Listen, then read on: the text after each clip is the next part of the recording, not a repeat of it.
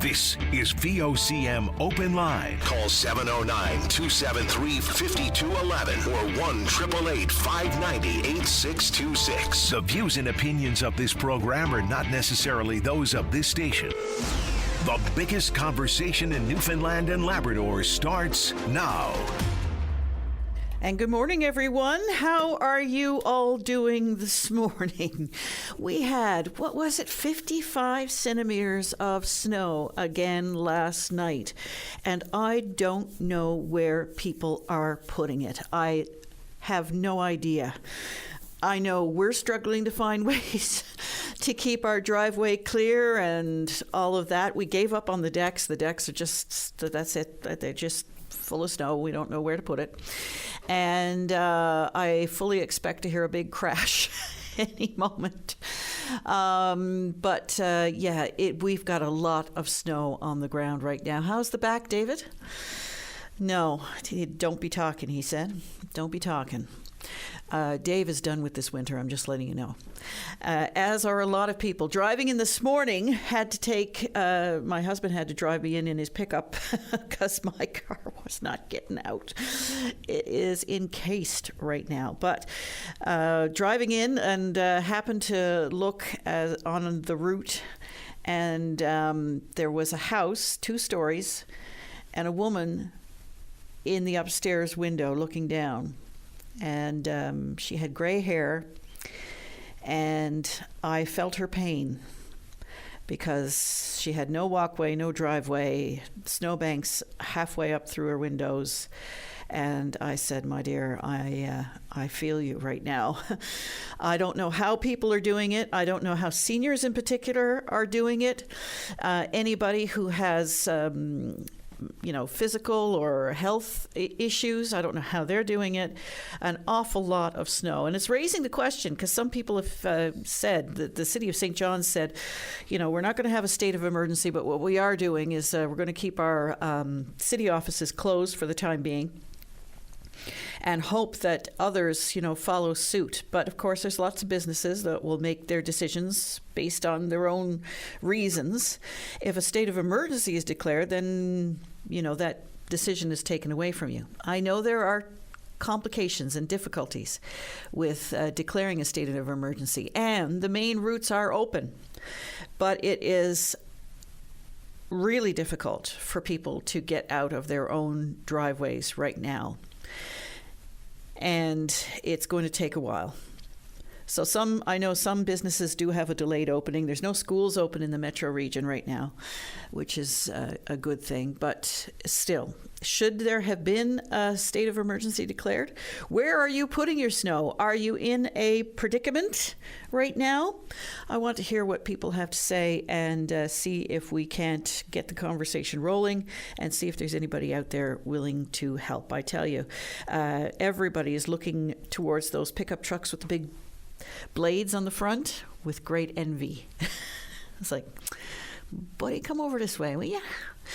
Anyway, any thoughts on that, you're welcome to give us a call. So, the Winter Olympics are over, and I'm heartbroken. I'm personally heartbroken. I've become so enveloped and enwrapped in the drama, the personal human stories, and the unbelievable feats of physicality involved in Winter Olympics in particular. And Italy put off quite the show. Their closing ceremonies was just spectacular. But the big story, of course, yesterday for Canadians was that Team Canada went down to defeat to the United States. And it's bad enough for a country like Canada to come away with a silver, but to come away with a silver against the United States at this particular period in history is especially galling. And you know that there was going to be much hay made of that, and there was. So we got to kind of wear it for the time being. But I have to say, watching the game, there's nothing that Canada did wrong. They played a spectacular game. They outplayed the United States. What were the shots on goal in the end? Almost double. But in the end, it came down to overtime. I hate overtime decisions. I hate them because it's just It's just chance. And I know there's a lot of conversation as well being had about something like a gold medal match going to a 3-on-3 in overtime. There's a lot of people who don't feel very good about that either, that you should be keeping your main lines and your main structure when you're going for gold into overtime. So anyway, if you have any thoughts on that, you're also welcome to give us a call. Another big question that's coming out of the Olympics is that Canada came away with 21 medals, 5 gold. We came in 11th in the world in a country where essentially created winter. We are a winter country. And when you look at countries like Norway, for instance, that starts its sports development basically from birth, you know, in children, and develops that kind of philosophy and practice, we are sorely behind them.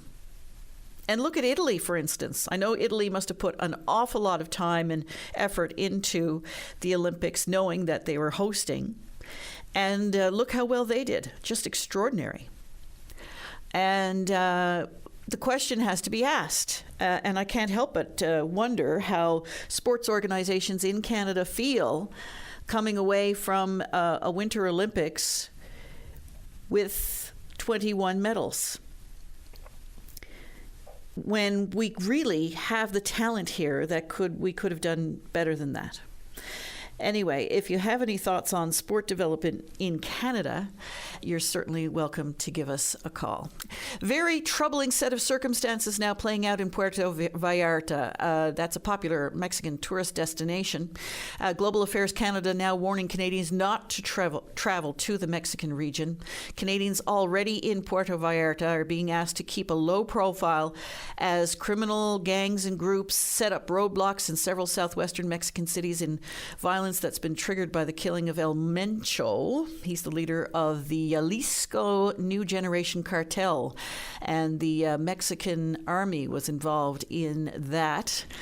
And the images coming out of Mexico are troubling indeed. And if you have anybody who is in Mexico right now, all Canadian flights to Mexico have been halted. And Canadians who are in Mexico are being asked to keep basically a low profile, keep their heads down, shelter in place if at all possible. It's terrifying. Do you have anybody who's in Mexico right now? Are they having trouble getting out of the country? I'd like to hear what you have to say about that. Well, David, give me some direction here now, my son. Where should I go? Line 1? Let's do it. We're going to go now to Sam. You're on the air. Hi, Sam. Good morning. How are you? Oh, good. How are you? Not too bad. Could be better. We had a bad night, I guess, and a bad morning for us. We got no water out here in the community of I live in the beginning of Ship Cove, and Piccadilly Local Service District is responsible for maintaining service in our well and our pump house and all that stuff. We had this is an ongoing situation. Our pump house has been in state of content for a few years now. It's full of mold, the building's leaking, and there's nothing being done. I'm trying to get a hold of somebody in the government departments. Can't get a hold of nobody. You're getting sent off the machines. One time, you look in your phone book, it was easy to find. Right now, half of the pages in your phone book now is government departments and assistants, administrations, or whoever, right? I mean, you can't really get a hold of anybody. You got to go through about 10 people or take half of your morning to try to reach out to somebody. But right now, we got no water. We got elderly people. We got people with kids. We got families, and the water situation here. People got to travel like 35 kilometers to get water, and some people have no access to getting water or getting to it because they have no transportation. They're either disabled or social service or they're elderly. I'm asking our government, I'm asking Municipal Affairs to put an ATIP on Piccadilly Local Service District and get something on the ball, something for us. How many people in Ship Cove, Piccadilly, rely on that pump house? Well, in our area, there's a number of pump houses as you go through the community, but in this part of Ship Cove, we were supposed to be a part of the whole bunch of Ship Cove, but we're on with the Piccadilly Slant Local Service District, so they're taking care of our pump house and our water, but I guess they don't really care less about it because it's in state of content. I bought this up before to departments, and nothing's being done. Now we have no water. There's people now going around wandering. We got a big storm. Like I says, a lot of people have no access to transportation. And you know how expensive it is now? So the issue is that the pump is not in operation anymore? Well, there's no water. You can't get any water? There's no water to pump? Water, we don't know if the water well has gone dry from people leaving it run. We don't know if the pump is burnt out. People's trying to contact local service district for trying to see who's responsible for fixing it. There's no action. Nobody can reach out to anybody. If we're left here, like I said, this here part of Ship Cove, we are not being looked after properly. We're not being cared for the way we should be. And our services, they want our money for our services, but they're not giving us the service we need. All we get is a garbage. The only good service we really get benefit is a garbage service, a garbage pickup. But for our pump house and our water, I mentioned this should be 2 years ago. And last year, our water is brown most of the time. I had videos taken, VOCM. If you look in your archives, you got it from me. So, something's got to be done. We need a tip down on Piccadilly Slant Local Service District. Municipal Affairs got to act. How come you can't get a hold of anybody with the local service district? No, you can't get a hold of nobody. You can't get a hold of any government departments. You got a voicemail or there's no way reaching out to them. It's impossible. And by the time it gets over, there's going to be people now that's going to be going around with no water, melting snow for the use. How many people are affected, do you know? I'm saying about maybe close to 100 people. And it's been gone since yesterday, you say? Last night, 9 o'clock. And you can't get any answers? Can't get any answers. I'm trying all morning on the phone. I've been most of them since 8:30 anyway. And other people's been trying around the area, right, this part of Ship Cove. And there's nothing being done. We're discriminated on because we don't live in Piccadilly. We're always second class, so we're always looked after last. We're not a priority. So I think this is not fair. We should be equal as everybody else. We should be fairly treated. We should have a up-to-date pump house. Like I said, our pump house don't even have a cap on the well. If you wouldn't look inside, you would turn your stomach. The mold is everywhere. The roof is leaking. It's terrible. Well, Sam, we'll see now if anyone from the local service district can offer us some answers on that. I appreciate your call this morning. And I know and another thing before I finish off, we had a spare pump for that well. Nobody knows where it is. It's gone. All right, Sam Gesso, I appreciate your time. Thank you. Thank you. Have a good day. Okay, you too. Bye-bye.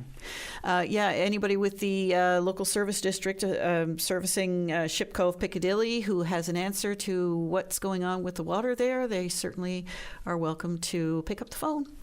We're going to go now to Lorraine. You're on the air. Hi, Lorraine. Hi, good morning. How are you? I'm good. How are you? I'm not doing too good, girl. I'm stressed out. I'm a retired city employee, and yesterday when they were doing the getting the ice off the road and pushing back so they'd have somewhere to put the snow last night, the operator cleaned out in front of about 10 houses, and it was all ice, and he put it in my driveway. Oh, It's up about 8 feet. Like I said, I'm a retired employee. I'm off on disability. I have no help. I live by myself. I have pictures, but I'm not a techie person, so I don't know how to send them to you. But if I did send them to you, you would say, sweet, adorable Jesus. So, and there's nobody at City Hall. I understand. I worked with the city, and I understand that they're very, very busy. but I'd like some kind of foreman or something to come out and see where the operator put the snow in my driveway. And like I said, it's solid ice, it's big chunks of ice, and is up about 7 or 8 feet in my driveway. I finally hired somebody to come by and snowblow the driveway, and when they saw the ice, they said, "Mrs., we're not touching that. That'll ruin our machine." Oh, So my I Lord! don't know what to So do. what are you going to do? You need somebody with a blade, I guess, to push it out. Well, I need the city to come back with a plow with a bucket on it and a truck and take it out of my driveway. I was an operator at one time. You do have to fill in driveways. I understand that, there's no getting around it. But you can't scrape 10 rows of houses and take all the ice and dump it in my driveway. This is personal property. This is private property. It's not like it's a right-of-way that leads down into a park somewhere where we used to be able to put snow when we were clearing. But this is right in my driveway, up 7 or 8 feet, big chunks of ice. Can't get in touch with anybody. You call 311 and it's just, well, to stick your finger in your ear. Because they say, and she keeps repeating over and over, and they want you to go online. I'm not a techie person, so I left it. They said leave a message and somebody will get back to you. Well, that was Saturday. Today is Monday. Nobody has gotten back to me. I understand that they are very, very busy and they're all out and they're working probably 16 hours. But I would like for somebody, an employee, a city management or somebody to come by to my house, and they're going to need a truck and they're going to need a plow and they're going to have to take it out of my driveway. I rely on somebody to come and pull into my driveway and help me with my groceries, and I can't even get to the street. If the neighbors didn't shovel a path to the street, I wouldn't be able to get out. Oh, my jumpins. Yeah, it's a hard situation to be in, for sure. And you understand how busy they are at this particular time trying to get everything cleared up. But you want to know... It's crazy this time of the year with the city, and I understand that, they're doing the best they can, but you cannot take 10 houses with ice in front of their street. Like, it was out about 3 feet, and it was all ice. And he did a great job with everybody else, but he put it all in my driveway. And I can't get in, I can't get out. I have to rely on somebody. The checks will be out the week. I got to try and get to the supermarket, and I can't get out of my house. Are you on a corner or in a cul-de-sac? How is it that it ended up in your... I'll tell you where I'm to. I'm on Barishwa Street, and we have like townhouses on the front, we'll say by Hamlin Road. And as you come in Barishwa Street, then there's houses, and then there's a second set of townhouses, which I am in, and I'm on the N unit. Yeah. Then there's a break, and it's our laneways that go down into our garden, my laneway and my neighbor's laneway. There's a fence there, and anyway, and then there's 10 more, we'll say, townhouses joined together. So when he scooped up all the ice, the 3 feet of ice from the sidewalk out, he picked it up and he just put it in my driveway. Oh, my dear, I feel for you, I really do. Well, we'll see. I don't know what to... Is there anything like, I know that they're very, very busy, but they will need a truck and a bucket and a loader bucket to come and get... There's no way I'm getting out of it. That's going to be there till August.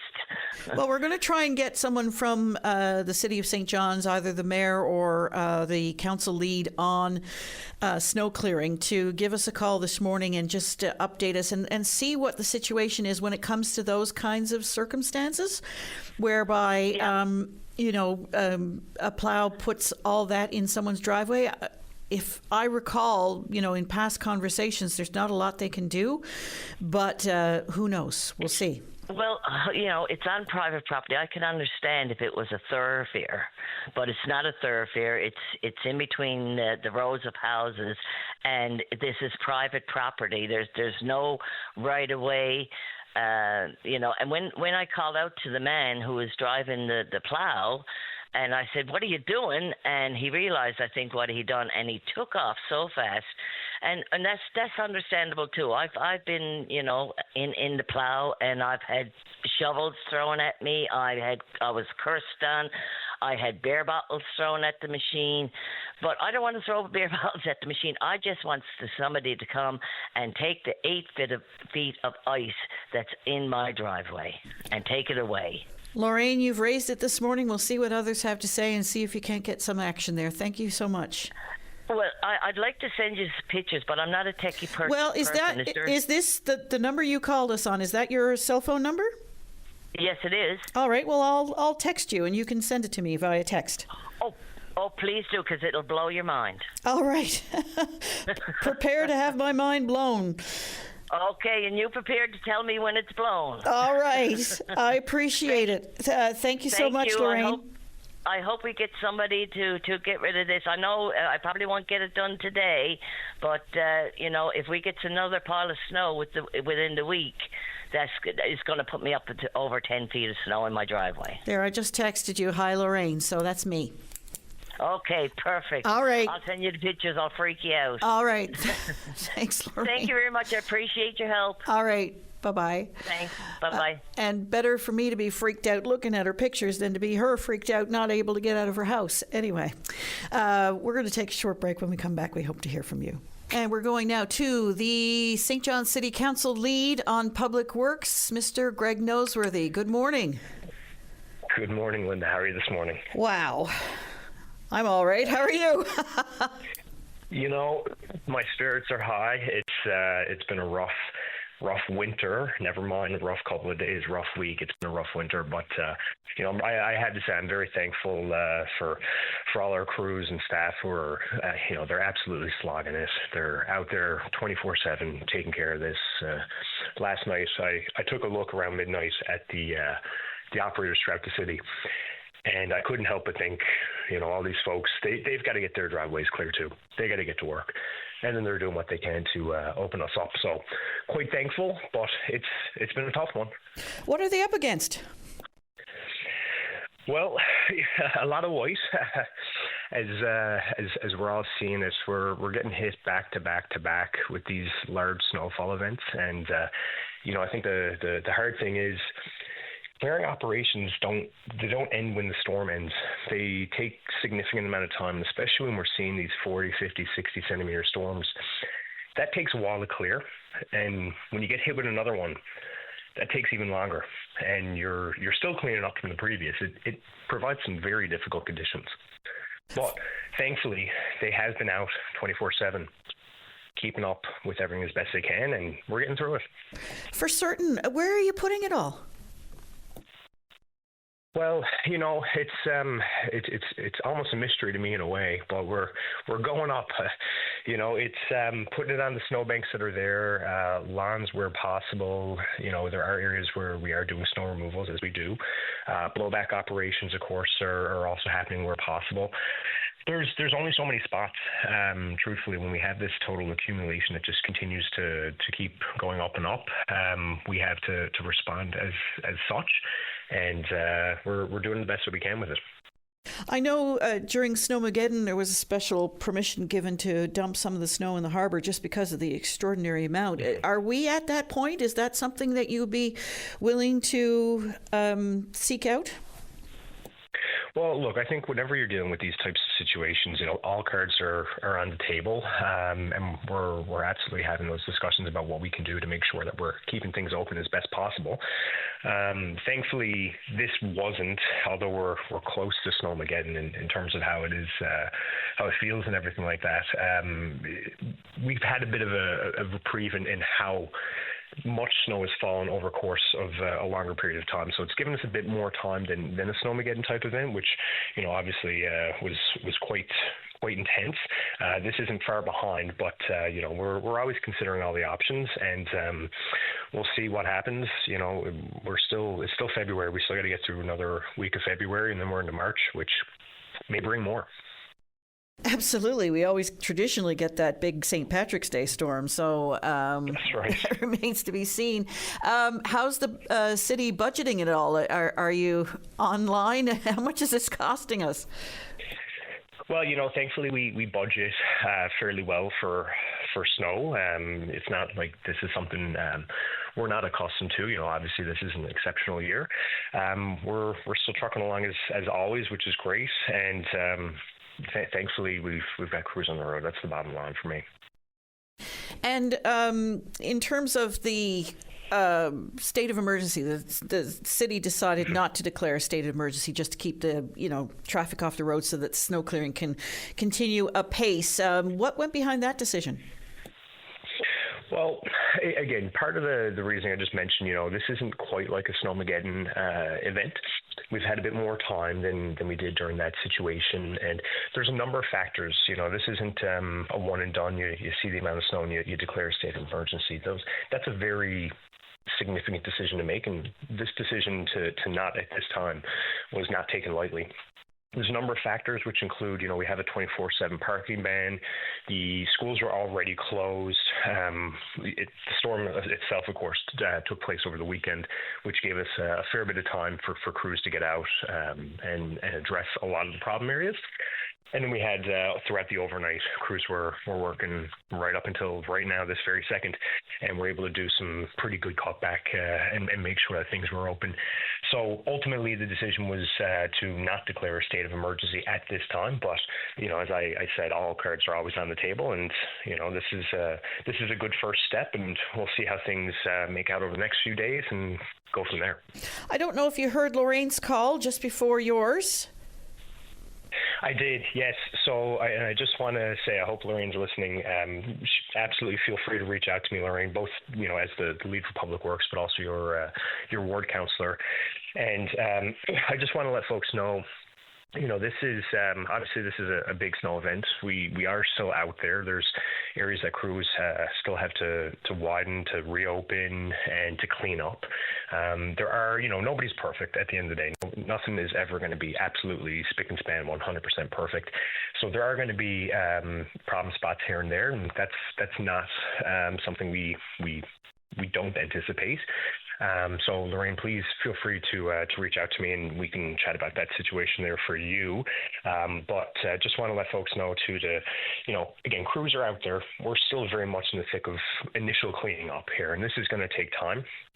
Crews will be coming back to areas. They will be tidying up things, whether it's intersections or those types of places, widening roads and all that. So we won't forget you. It will take time, of course, like anything, but thankfully we've got such hardworking staff and crews who are making sure that we're fully functional. Lorraine just sent me pictures of her driveway, and it goes beyond what I had imagined. You can see where a plow would, inadvertently possibly send some snow into a driveway. But this is literally thick chunks of ice that's been scraped off the pavement and loaded into this poor woman's driveway. It's really extraordinary. I wouldn't have believed it if I hadn't seen it myself, and she just sent me the pictures. So she's got a rather unique circumstance happening there. That's all I'll tell you. Okay, well, Linda, if you could, or rather, I guess, Dave, when we finish the call, if I could stay on the line just to coordinate and get that, just to make sure, because, we don't want anybody left behind. So I do want to make sure we're responding to that appropriately, too. Absolutely. Well, I'll text this picture to Dave, and he can send it to you. And wow, nobody would be able to clear that. You need some machinery to do it. Yeah. Just saying. It's tough. And, I was chatting with a firefighter this morning who mentioned to me that they responded to a call. The lady was going into labor, and she was she was plowed in. Now, thankfully, they were able to coordinate. Our emergency crews were able to coordinate with our operators and get her out safely, thankfully. So I just also want to make a note that I know a lot of folks are anxious with the amount of snow that's on the roads, and we have concerns, of course, with, what if an emergency happens. I will say that our crews work very closely with emergency services, whether it's police, ambulances, firefighting services, and thankfully we will make sure that everybody is safe. It will take time to clean everything up, of course, but just want to share that positive message that we're still out there, and we've got great working crews, and throughout the city, hardworking firefighters, police officers, ambulance operators, nurses, doctors. It is very humbling to see the community rally behind our essential workers. Absolutely, and just because everybody is facing this and in different ways doesn't mean to say that people don't appreciate the work that's being done by the city and by snowplow operators, because I do know they take the wrath of an awful lot of people, so I want them to let them know that as well. Greg, thank you for your call.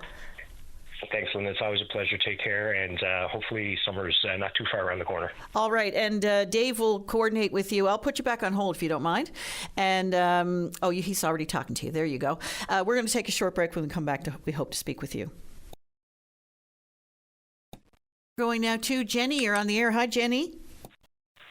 Oh, good morning, Linda. I'm phoning. First of all, I have a question for you or your listeners. What do you do with all these bottles that we use, like jam jars and pickle jars? I'm inundated with bottles, and I hate to throw them out. I wash them, but I phoned the recycling department, and they say that they don't have any way of recycling them. So what do you do, or any of your listeners? I hate to put them in the garbage. I hear what you're saying. Glass bottles and the like, there's certain places that will take them. But glass jars, that's a good question. What do people do with them? Some people just wrap them up in a bag or something and throw them away. But it does seem like a waste, doesn't it? Why don't we do more glass recycling here? I know. Well, maybe that'll come. But went through my shelves on the weekend, and I've got about 24, so I don't know what to do with them. So I was hoping maybe you would have some words of wisdom, or your listeners. So maybe they will call in regarding that. But anyway, what I did want to speak with about, Linda, is the dental plan. And now, when I was working, I had a good benefit package, and I took advantage of it, and I got a dental implant. Now that I'm a senior and retired, they won't cover a denture that is attached to a dental implant. And even though I'm willing to pay anything and everything that would incur the extra cost to attach that, then I got throat cancer after I moved back home, and they won't cover that as well. And the other thing I'm surprised about is the fact that I speak to others, and some places that have bought into the federal dental plan, they don't charge anything extra. It's 100%, but others, they do. And so I'm confused, and I'd like to hear from other listeners as to their experiences and how they've done with the dental plan. You're confused, as are quite a few other people. We had a number of calls on Friday, as you know, about the dental plan. People wondering why some are covered for some things and others are not covered for others. So you're raising a very good question. We'll see what others have to say. Well, Linda, I feel that I'm being penalized for taking good care of my dental health while I had a good benefit package. And, common sense should prevail. I'm only asking for the equivalency of what any other senior would be eligible for. I'm willing to pay the extra. And, as far as the dental implant, apparently now I can't quote that this came directly from the government, but I've heard that the attitude is if you can afford a dental implant, you can afford a denture. Well, my son helps me in a lot of ways, but I mean, I don't think he should have to pay for a denture when I'm a senior and, I'm supposed to get help that way financially. Yeah, it's a difficult situation for certain. This was put in, I think, with all the right intentions to help people out, but people are finding that they're not getting the help that they anticipated. Yes, exactly. And I mean, it's a godsend, I must say, because I used to pay $185 to get my teeth cleaned, and now I only pay $13. I paid $13 2 years ago and $15 this past year. So that's a godsend, and I know they can't cover everything, but I mean, I'm only asking for what any other senior would be eligible for. Jenny, we'll see what others have to say. I appreciate you raising it. Thank you. Yes, and I appreciate you doing that. And so have a nice day, Linda. Nice talking with you. You as well. All right. Bye-bye. Bye-bye. Jenny, there, continuing that conversation, people who feel they should be getting more out of the dental plan. We're going to go now to Albert in Fox Island Cove. Hello, Albert. Good morning. It's Fox Island River. Oh, Fox Island River. So sorry about that. Yes, down Port area. Right on. Okay, I'm calling about Bella Lyon. Okay. We lost our landline. My wife and I are seniors. We just have a landline and a computer. We do not have a cell phone. Mm-hmm. We lost our landline back in the middle of January. Okay. I think around the 16th, okay? The first few days, we never worried about it. We did a posting online, and some other people said they would be in the following Wednesday to repair the phones. Okay. The following week came and went with nothing. The week after that, we came into town. We tried online, and they told us to call them on our telephone. Okay, but that's the problem. You don't have the phone. We don't have a phone, exactly. So anyway, we came to town. We drove to Stephenville, which is 30 minutes, went to my sister's, and we called in. And after the first 20 minutes of trying to prove that I am who I am, which is another ordeal with them, we got a gentleman on who was totally shocked. But he wasn't shocked by the fact I had no phone. He was shocked by the fact that I didn't buy a bundle from him.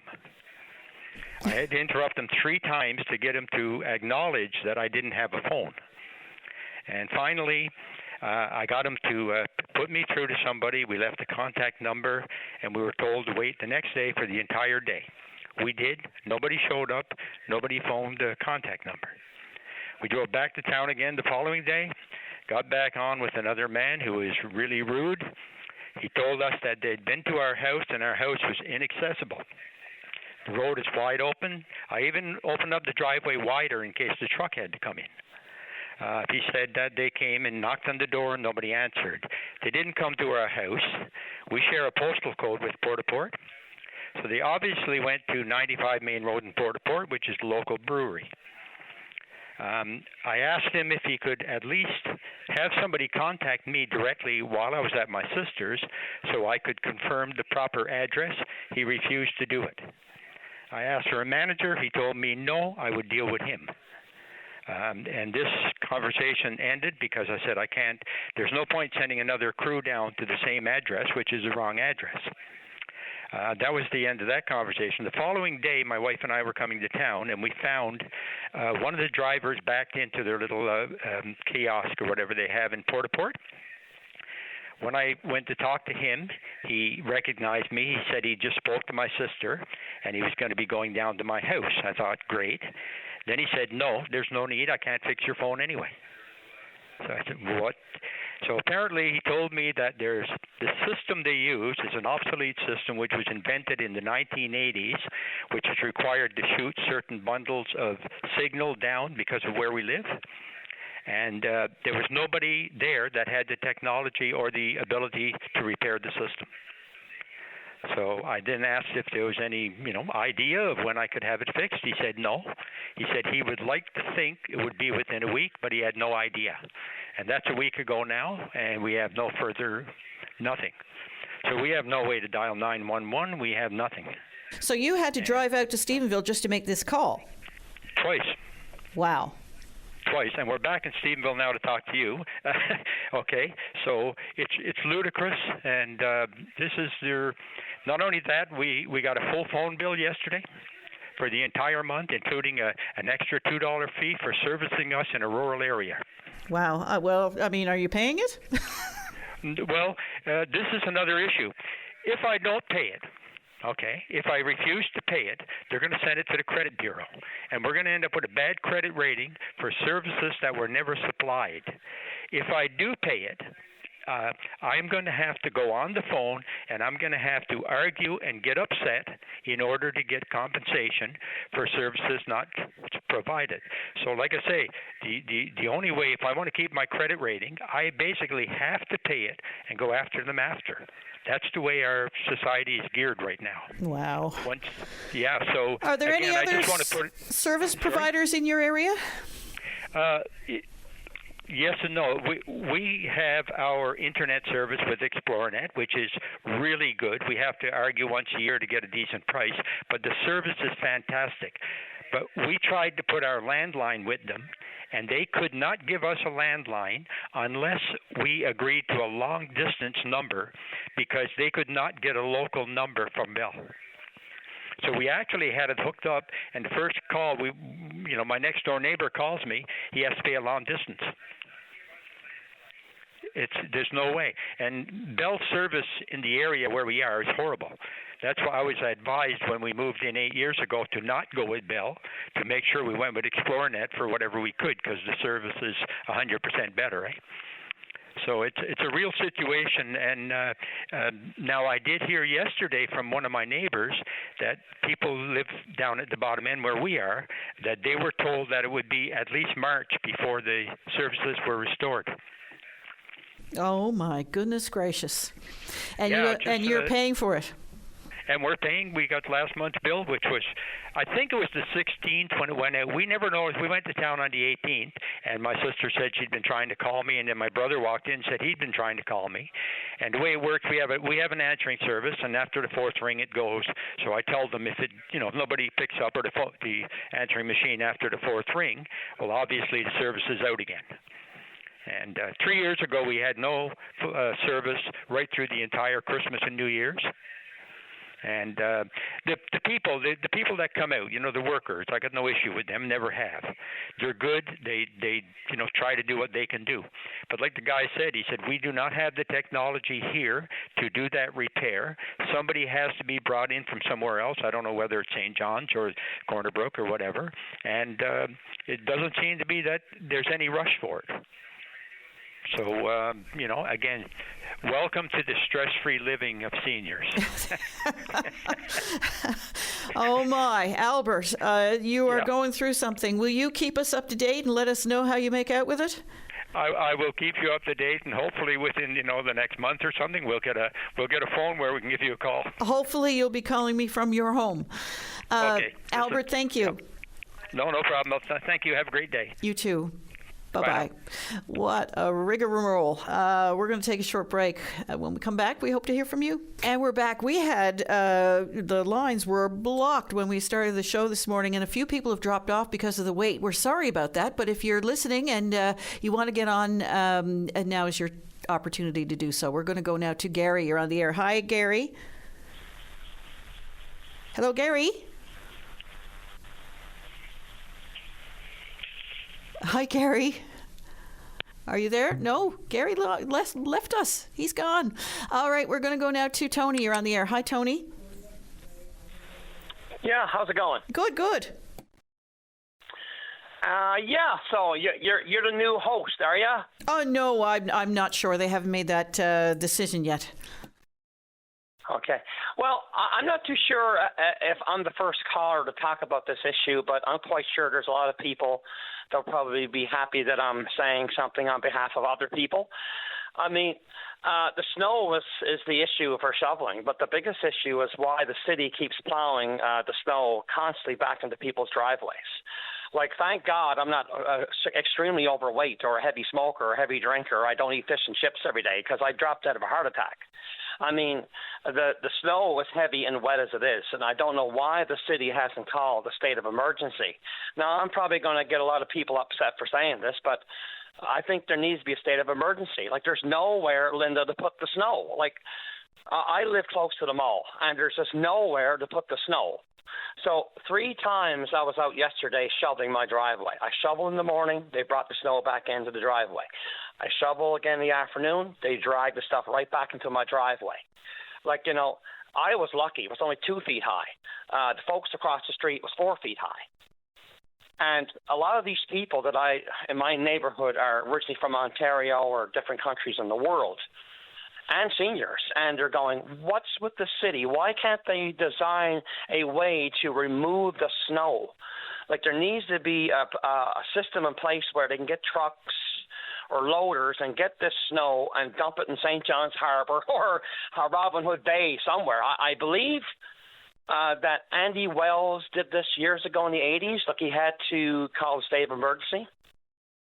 And we had a state of emergency, of course, after Snowmageddon as well. We had an 8-day state of emergency, if you recall. So just to keep people off the roads so that the roads could be cleared, because it was such an extraordinary event. But should we have more snow blowers as opposed to plows? I think that would be a good idea. I mean, I know there are cities in the States, and Montreal uses it, where they have a system in place where there's a plow and a snow blower system where they can actually extract the snow from the blade, put it into a blower, and get it on some sort of lawn. I mean, the thing is, I suppose they're doing the best they can, you know, the workers in the city, but I think if they can send a man to the moon, they can find a way to extract the snow and remove it, situate the blade where it doesn't go all the way into people's driveways. Because, I mean, I know somebody that actually passed away. He was in his 70s and he dropped dead. So, I mean, you know, there's not everybody is healthy and young. I mean, I'm a senior, but I'm not I'm not too old, I suppose. And just I do have enough energy to shovel, but this is hazardous to your health. I mean, there's a lot of people out there that can't shovel. Oh, absolutely. And to be at it every day, sometimes 3, 4, 5 times a day, with all this heavy stuff, it's not easy on the body for certain. Oh, absolutely not. I mean, I'm 60 and I'm going like, wow. Like, I mean, when I was 15 years old, you know, and 20, I could do this and just go give her. Now it's like you got to really pace yourself. This is very hazardous to your health. And the biggest issue, you know, I think there should be a state of emergency, and the city needs to find a way to remove this snow, just not during this sort of event, but long term. What's the long-term solution? So taxpayers and residents are not constantly shoveling out their driveways multiple times a day. I mean, there's students that have to go to school. There's people that have to go to work. You know, it's inconvenience to the taxpayer and to the residents of the city. And, you know, if I'm the only one speaking up, well, looks like I'll have to be the one to speak up. But, I mean, I'm quite sure, Linda, there's people that are listening are going, you know, thank God this guy's calling. Like, I mean, I could call the city, I can email the city, but, you know, one person is not going to change this. There needs to be thousands of people to say to the mayor and the council of the city, do something that's long-term, and something that makes sense, because just keep going up and down the street over and over with the blade doesn't solve the issue. Tony, I'm glad you called this morning. Thank you very much. Okay, have a great day. You too. Bye-bye. Goodbye. We're up to news time now with Sarah Strickland. And we're going straight now to Tracy. You're on the air. Hi, Tracy. Hey, good morning, Linda. Just wanted to bring up an issue regarding housing or available housing in Newfoundland. I'm a retired social worker, spent about over 30 years in the system. And ironically enough, I did grow up in Newfoundland Labrador housing in Cornerbrook, which was known as Dunfield Square. And so, like, back when I was there in the 70s, you know, they had really large units and things like that. And when I went to work in the Income Support Division with formerly the Department of Social Services back in the early 90s, back then you could really see the switch in the demographics, that there was much smaller families and things like that. And government at that time made a conscious decision not to build any new housing because they thought, well, single people, the private market should be able to accommodate them. So now we're left, 30 years later, and so many people don't have appropriate housing to live in. And the good thing about Newfoundland Labrador housing is that it's based on your income. It's based on, I think, about 24 or 25% of your income. So if you're, making minimum wage or close to minimum wage, like not like it is now, probably 50% of your income is going for rent somewhere and you got nothing else to live on. So, I'm having a bit of a chuckle when I see, Mr. Joyce on talking about, housing and the need for housing in Corner Brook. Well, you've been in government, over 30, 35 years. This is nothing new, and government made a conscious decision to turn it over to landlords. I remember when they stopped requesting inspections. Like before, when we used to issue rent, you had to provide a letter from the landlord that your house was inspected by the city, and then that stopped. So then you got people living in dives. You know what I mean? So I'm just lost on this thing about Newfoundland Labrador housing, and how do I say it? I don't understand why they don't stick to the government doesn't stick to building, because they're paying so much out now to private landlords, or they're paying like $250 a night for someone in emergency housing in St. John's. Wouldn't it have been better to build housing and appropriate housing and different types of housing, as opposed to spending all of this money out to private landlords? It just doesn't make sense to me. And we're into this now for 30 years plus.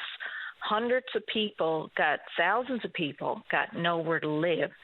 And at least if it was ran by government, you could have different types of housing or whatever, but they're spending a fortune for private landlords, for emergency housing, instead of building housing units that they could keep and maintain over the years. It just doesn't make sense to me.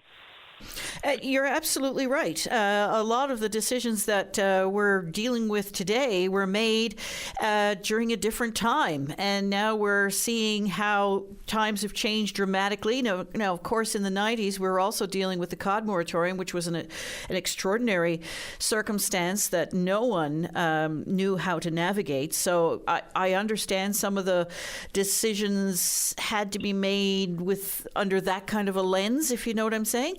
But still, there should have been some kind of anticipation that if families were in fact getting smaller or there was more seniors, there should have been a desire to build more single-unit homes.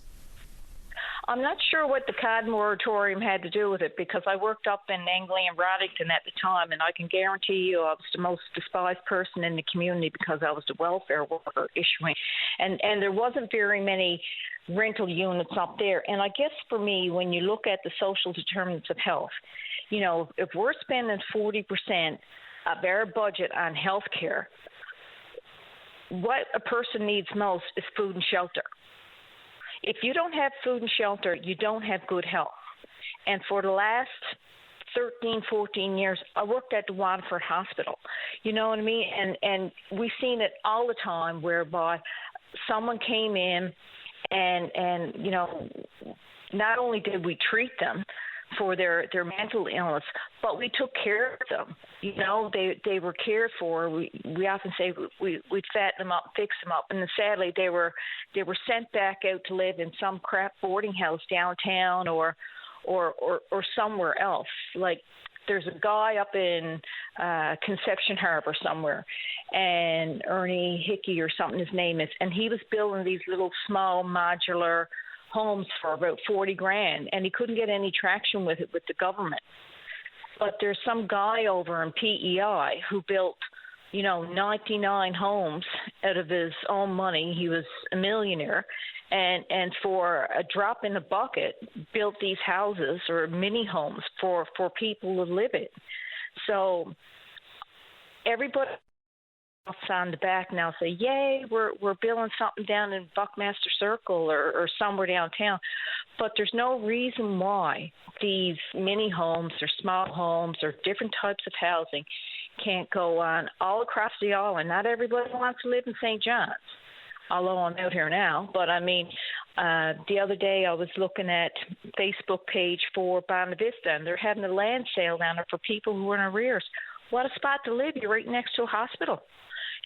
So I'm just, in a roundabout way, I'm just advocating for the government to build more housing so we're not as dependent on private landlords, so people can pay a percentage of their income and still manage to live. And we have a responsibility to provide food and shelter first, before you get into the expenses of healthcare and education. Because if you don't have food and shelter, the rest doesn't even matter. Do you anticipate much out of the coming budget? I don't know. Like, maybe there is awakening somewhere. I got to say, I like the new Minister of Health. I watched him on TV, but we're so far behind.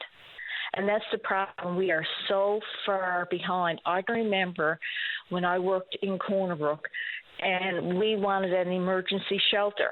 And it was vetoed. Well, why do we need an emergency shelter in Corner Brook? Well, it was always very convenient for all over the island, because everybody thought if you went to St. John's, you'd get a service. So that's why everybody ends up in St. John's. They think St. John's got services. But I can tell you from working in small communities that if somebody has a form of disability or exceptionality or whatever term that you want to deal with, smaller communities are more embracing of people who have various care needs. And if they had somewhere to live, they could stay there instead of thinking you got to go to St. John's and you're going to get all the bells and whistles out here, but you're not. So I don't understand, or I would like to see moving forward, that all the concentration is not going to be in St. John's or Corner Brook or the larger centers. There's places all over Newfoundland that got land, that got communities that want to stay there, that housing could go there, and we should build it, because then we'll have it. But once you write that check of $250 a night or subsidize somebody's landlord, the money's gone. You got nothing left. Tracy, I appreciate your call this morning. Thank you. All right, bye. All right, bye. Bye-bye. Your thoughts on what she's had to say, give us a call. When we come back, we're going to talk more about snow clearing coming up right after this. Going now to Brian. You're on the air. Hi, Brian. How's it going, Linda? I'm good. How are you? Not too bad, boy, I guess. Not too pleased over what's going on with the city there. Why do you say that? Why I say that? Well, I used to work with the city. I done the operating. I started as a labourer. I was on bombardiers, sanders, loaders, graders, blowers, and then I went into management and lead hand over all snow clearing. And what a bloody mess we're in out there now. Management haven't got a bloody clue. And don't dare blame it on the operators. They know what they're doing. They know what they're doing. They're told what to do. It's a bloody mess since I left. I tell you, are they hiring on any crews from away, extra snow blowers coming in from Corner Brook, all around the provinces where they mightn't be busy? I'm not aware extra of it. Machines. Is that what you would have done in this circumstance? They did years ago. When we got snow like this, you don't sit around and wait for the snow to pile up. That's what happened with Snowmageddon, by the way. They never removed any snow. The new management just came in and didn't remove any snow. They just kept up with what was coming down. And we might have got out of Snowmageddon if they had to hire on. We got when they do a tender before snow clearing, in the winter times, they put out tenders for extra machines, blowers, loaders, dump trucks to haul snow. And when we wanted them, we use them. There was no extra overtime. Budget, there's no such thing as a budget when it comes to snow like this. You just get out there and do it before we have an emergency. No waiting around like they're doing now, trying to save a dollar. You'll spend what you got and more, and get money from somewhere else down the road, right? They always used to have a little kitty put away every year for when you get a snow year like this. Put money away. But I think they spend it on other things now, the parks or something, or swimming pools. So when did you start noticing a change in approach? About 20 years ago, when they got all new management in there, they got their buddies in. Nobody knew nothing. They're the foremen are sending out men that don't know what to tell them to do with the machines, because they were never on machines. Foremen used to operate machinery before and have an idea what to do with it. They haven't got a bloody clue about doing one side of the street for the whole winter and every one side, and that's it. They're doing only half of the work now. They used to have 4 crews out for removal when I was there. 4 crews. I don't know what they does now. And when you had a fairly big storm, you had the all downtown area, everything downtown up to Empire Avenue, Old Topsail Road, all that, Waterford Bridge Road, everything removed in 5 days. 5 days. Gee, it takes the Bombardier now, 2 weeks or 10 days to do his route. I used to do my route in, one day. They're afraid to use the machines now, some of the operators now, because they got them tied down with insurance stuff. Don't have an accident. Don't do that. So they're going slow. We used to give it to her with the snow. You got to. You got not to be afraid of it, right? So what would you prefer to have seen? 55 centimeters of snow falls on the ground. What's your first priority as the lead hand? Lead hand, get it all pushed back. Usually a day after the snow stops. You get it all pushed back, get the machines out there and start hauling right away. And if you still got roads open, get the machines out there. You've still got extra loaders in there besides your 4 removal crews and that. If you haven't got them, Ironman, they're there waiting for a call. What about snow blowers blowing it back? Blowing it back. Crews, just get the blowers and all kinds of men around. We used to close down the Century Department and use the men up there and Waterworks. Send them down. No trouble to get bodies in that. And forget the budget. Like I said, get it out of here. Don't wait. And forget the budget, as you said. That's what they done, boy. It's got to be done. Geez, you can't have fire in the city and nobody can get out or do anything. Emergency, ambulances. You don't. There's no budget for snow like this. You get it done. Write it off. Whatever he wants, give it to him. Huh? Brian, I appreciate your call this morning. Oh, no trouble, my dear. Anytime. All right. Thank you. All right. Bye-bye. Brian, very blunt in his assessment of snow clearing in the city of St. John's. I'd like to hear what you have to say about that. We're going to go now to Pat. You're on the air. Hello, Pat. Hi. Hi, how are you? Oh, I'm fed up with the snow. Like a lot of us. Just a few little comments. Well, not a few. I could go all day, but just a few with comments about this snow. I kind of agree with mostly everything that this guy just said because, like, I'm a senior, came up through all the snowstorms that we've had. I can't remember having one of these, but way back in the day, yes, sure. We had stuff like this, and they closed down the schools, and the plows and everything else got it done. It seems like now, I don't know what to say about it, really, because I'm in a senior's living, which everything is supposed to be done for you, whatever. And that's another story. I don't find it done. Like yesterday, we were just up to our eyeballs in snow here. My daughter has missed work for 2 days because she couldn't get her car out. Now, she lives here with me because I'm a senior, just for a bit of help. And anyway, she lives here with me, so she couldn't get out for 2 or 3 days because they didn't have the street done, right? I had to go one night 2 weeks ago in an ambulance to the health signs, and during them coming to get me, they had to hire somebody to clean the road from the council because the ambulance couldn't get down here to get me out. And that's after happening another time since I've been there, right? So it seems like I don't know what they're doing to clean it up. I'm like that gentleman, get it out, get it done, and get it cleaned up. But it seems like they're kind of waiting, and we'll do this area, we'll do this, and we'll push back here, push it all back and get the snow moving. Now, I agree with somebody said already about having what was it, the state of Snowmageddon. State of emergency, yeah. State of emergency, yeah, because I was trying yesterday to call when I saw how bad it was out here yesterday, and I trying to get out through my front door. I was calling City Hall, but I couldn't get no satisfaction. They said they were up to their eyeballs in, phone calls.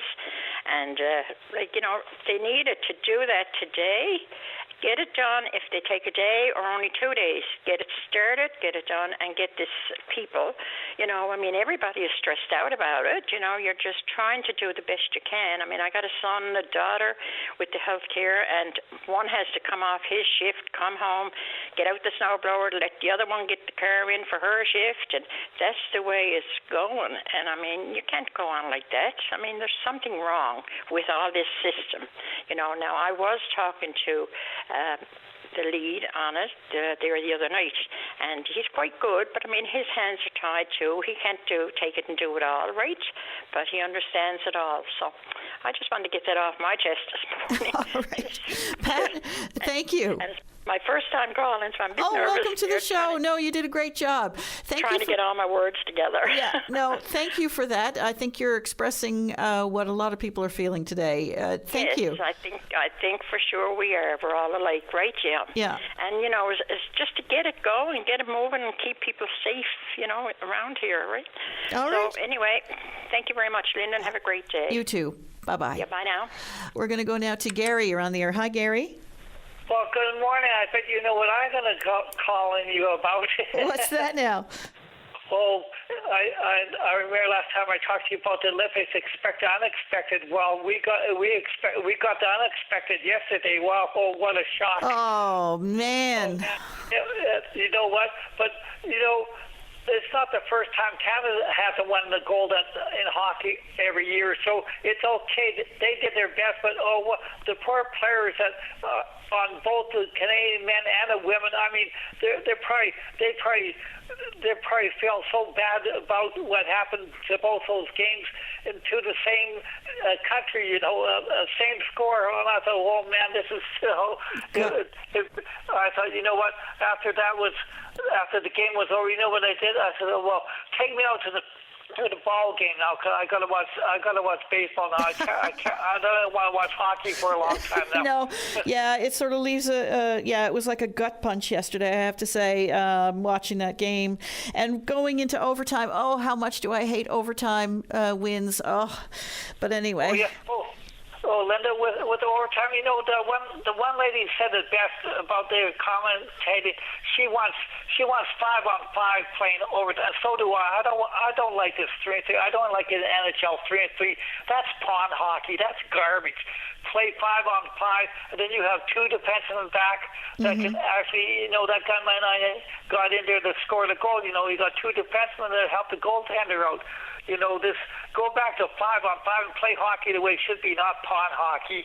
Yeah, I guess and this is only a guess on my part. I don't know if they do that for time to ensure that a goal gets scored in overtime. I don't know. I don't know what happened there. They said that's the international rules. That's the way they play, because they had a closing ceremonies, and the one lady says, well, skip that. They have the closing ceremonies the next day. The people are there giving it a day over there. Yeah, it was a heartbreaker, especially where they played so hard and so well, Yeah.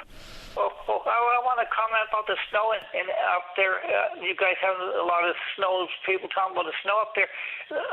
Correct me if did I hear that the Briary is in St. John's this year? Oh yes, absolutely. Well, I think they better call emergency and get the army in there and help clean all that snow out. There you go. You know, curling must go on. The guy that Brian, he said it best. Clear it out. Just do it. Be like that. Remember the Toronto Blue Jay? It's not the try league. It's the get her done league. Get her done. Just do it. That's my comment on the snow. Just get people in there to clear it out, because you're going to get a lot of people coming into Newfoundland to watch the bar. Where they're going to park.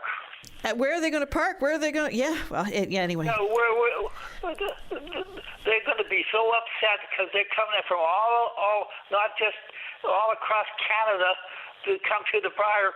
And they're going to be so upset. And that's going to be a bad taste on the mouth of Newfoundland. All these people going back to their home provinces, they're going to say, what a joke. Gary, thanks for your call. Go Jays, go. That's right. Oh, yeah, we'll talk Blue Jays later on when the baseball season starts. Okay. Have a good day, Linda. Bye. Thank you. Bye. We're going to take a break. When we come back, we hope to speak with you. We have a traffic advisory. Sorry.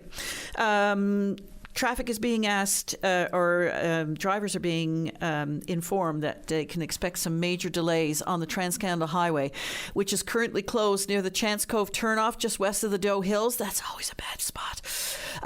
There are fire departments on the way to the scene. We don't know exactly what's going on there. It sounds like it could be a collision of some sort, and we are being told to expect major delays in the area. We'll keep you informed of that. But in the meantime, the Trans-Canada Highway closed near the Chance Cove turnoff just west of the Doe Hills. We'll be back right after this. And we're back. We're going to go now to Carl. You're on the air. Hi, Carl. Hey, good morning, Linda. How are you? I'm good. How are you? Fantastic. You poor people in St. John's are buried in snow. We're down in Marystown looking at sunny skies. And oh, is that right? Don't be talking. Got to. Listen, I appreciate the opportunity to have a chat with you, and just following up on a conversation you had last week with Mike, I think it was, talking about the Fortune Head Ecological Reserve. Yeah, what's going on there? Before I touch that one, I got a question. I hear you mention earlier that the city of St. John's is not allowed to dump the snow into the harbor. What's going on there? Oh, that's going back quite a ways. I think it's an ecological thing.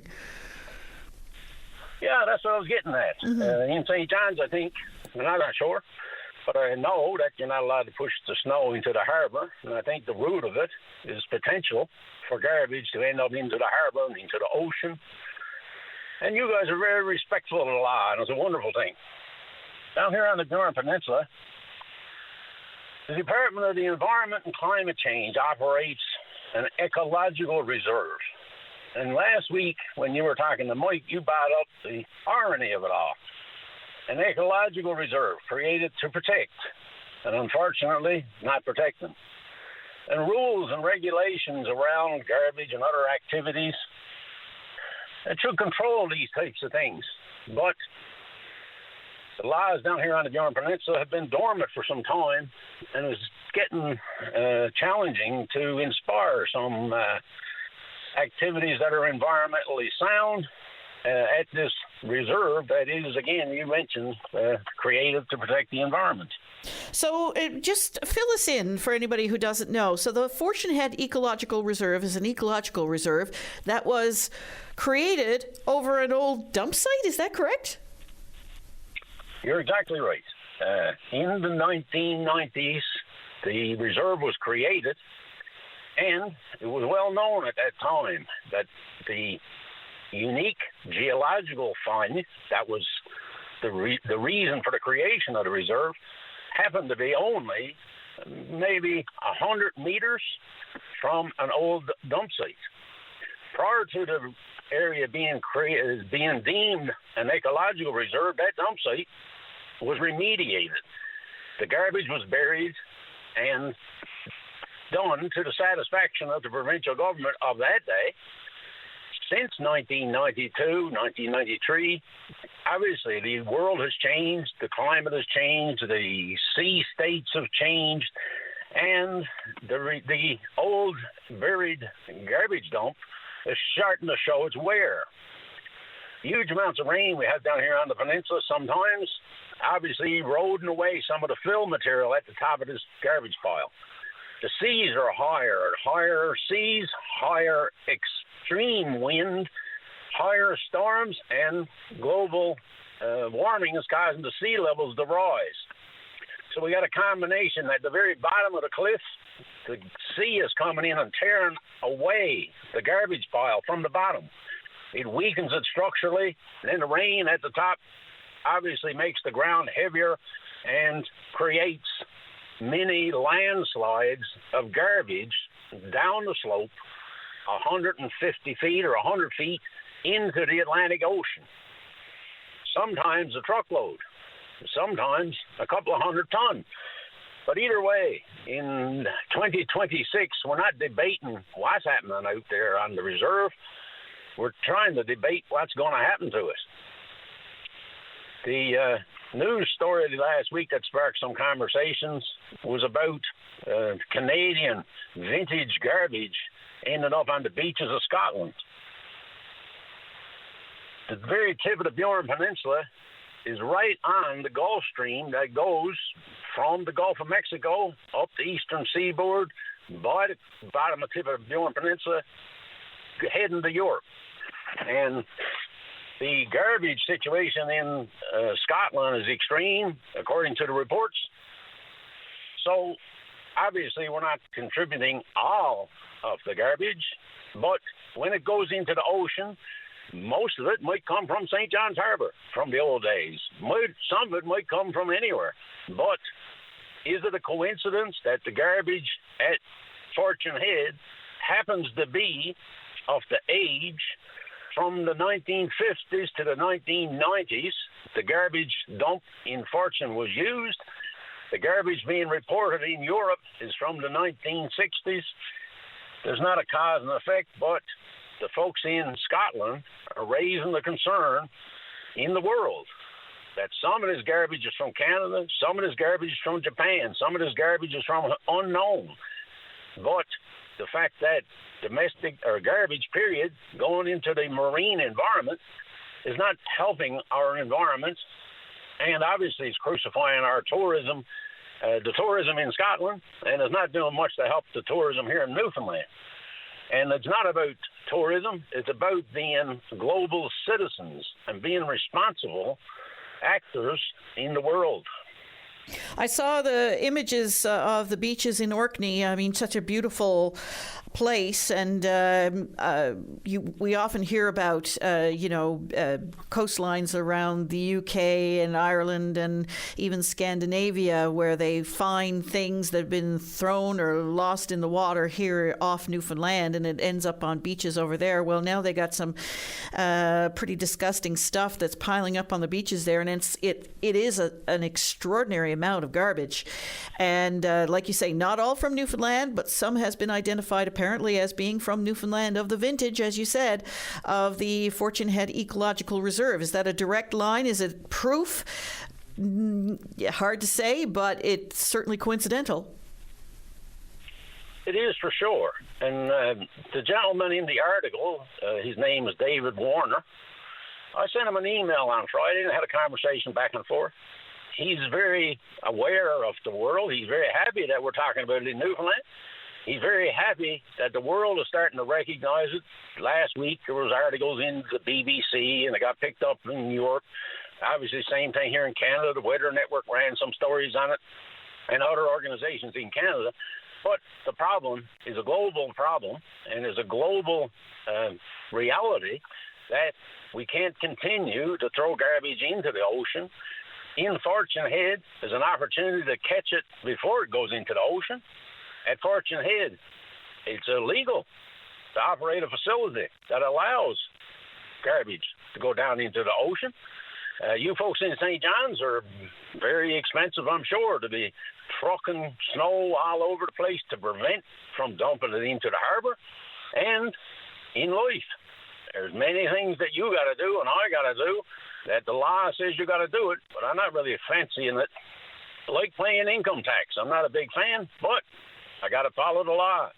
And the Department of the Environment and Climate Change, the government of Newfoundland, should be well aware, and should be championing this thing as an example of how the experts, how the people who are responsible for the environment, who are well aware of climate change, who are well aware of these problems, and put laws in place to make sure that there's laws to protect the environment, now decide maybe. And like well, anything, Carl, what needs to happen at Fortune Head to prevent this garbage from eroding and falling into the ocean? What needs to happen there? So over the last few years, this has been becoming an issue, and I've been aggravating the government about it. But last spring, the government had a consultant report delivered after some study, and the consultant gave them options and told them the problem and told them the solution. And it includes optional things and it includes mandatory things. Mandatory things are things that you need to do to become compliant with the law. So at the very least, they should take that report, follow the mandatory stuff, go crazy, add a few things if you like, but to follow the law, to bring this place into compliance with the law today is an activity that the Department of the Environment and Climate Change should do.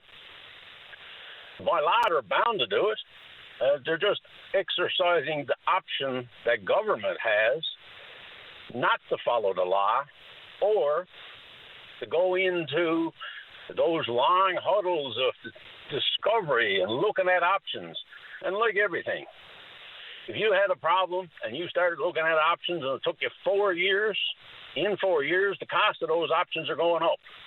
In 4 years, your mandatory requirements are not going to change, and if they do change, they're going to get more stringent. So to deal with this now or deal with it later is a choice. Yeah. And the choice is being made by Minister Chris Tibbs. Carl, appreciate your call this morning. Thank you very much. I really thank you very much and appreciate the opportunity to get out and have a chat with your folks and raise some more concerns about this thing. Alrighty. You have a wonderful day. You too. Bye. Bye-bye. We're going to take a short break. When we come back, we hope to speak with you. And we're back. A little update on the traffic situation on the Trans-Canada near Chance Cove turnoff just west of the Doe Hills. There is a accident there involving a transport truck and a vehicle. Traffic is moving through the area, but very slowly and may be like that for quite some time. So just be aware of that if you're traveling on the road this morning. And the lights are out at the intersection near the Jack Byrne Arena.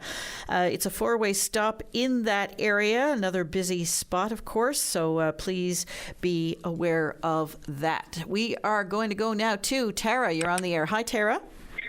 Good morning, Linda. How are you? I'm good. How are you? Sick of the snow, but that's not my call today. But first of all, I'd like to say that I've heard a few people phoning in this morning about the snow clearing and the amount of snow in St. John's. Well, I must say, here on Bell Island, tremendous team. Tremendous team. We have I can't say a bad thing. Our road is now open. It's been pushed back, and phenomenal work to the guys here on Bell Island. But the reason for my call, Linda, is I'm very frustrated. My daughter injured her wrist back in October the 7th, actually. She fell going up the school bus stairs. So we had waited a couple of days, and, her wrist was very severely bruised, and she has other health conditions. So a few days later, I said we should maybe have it x-rayed to make sure nothing is broken. So we had an x-ray. We were told that she had a fracture of her scaphoid bone, which is the 8th bone in her wrist, and she was put into a cast. And that didn't work. Then the x-ray came back, no, that it wasn't that, because she had a second x-ray, and they said to cut the cast off. The doctor was sending her for a MRI because they thought that it was possibly, a partially or fully torn tendon. That was the issue. So fast forward, she's seen the specialty doctor, and the MRI was, done. We found out by our family physician that no, in fact, it was not a tendon at all or a bone. The main median nerve in her wrist is showing some serious inflammation. So the specialist asked if we would like to try a cortisone shot in her wrist. And, my daughter is 17, so her and I had a conversation, and she said, yes, Mom, I'd like to try that. If it's going to help get rid of this pain that I've been suffering with since October, let's give it a try. So that was fine. A couple of weeks ago, we went in for the appointment. The specialist doctor, said that they're not sure if it's going to work or not, but it's an option to try. So I said, okay, we'll try it. He administered it. I asked if, it could potentially cause further issues with the wrist in this, swollen nerve in her wrist and, anything of the such. And the response was no. The cortisone shot was administered on a Monday. An hour after the cortisone shot was administered, her wrist turned black.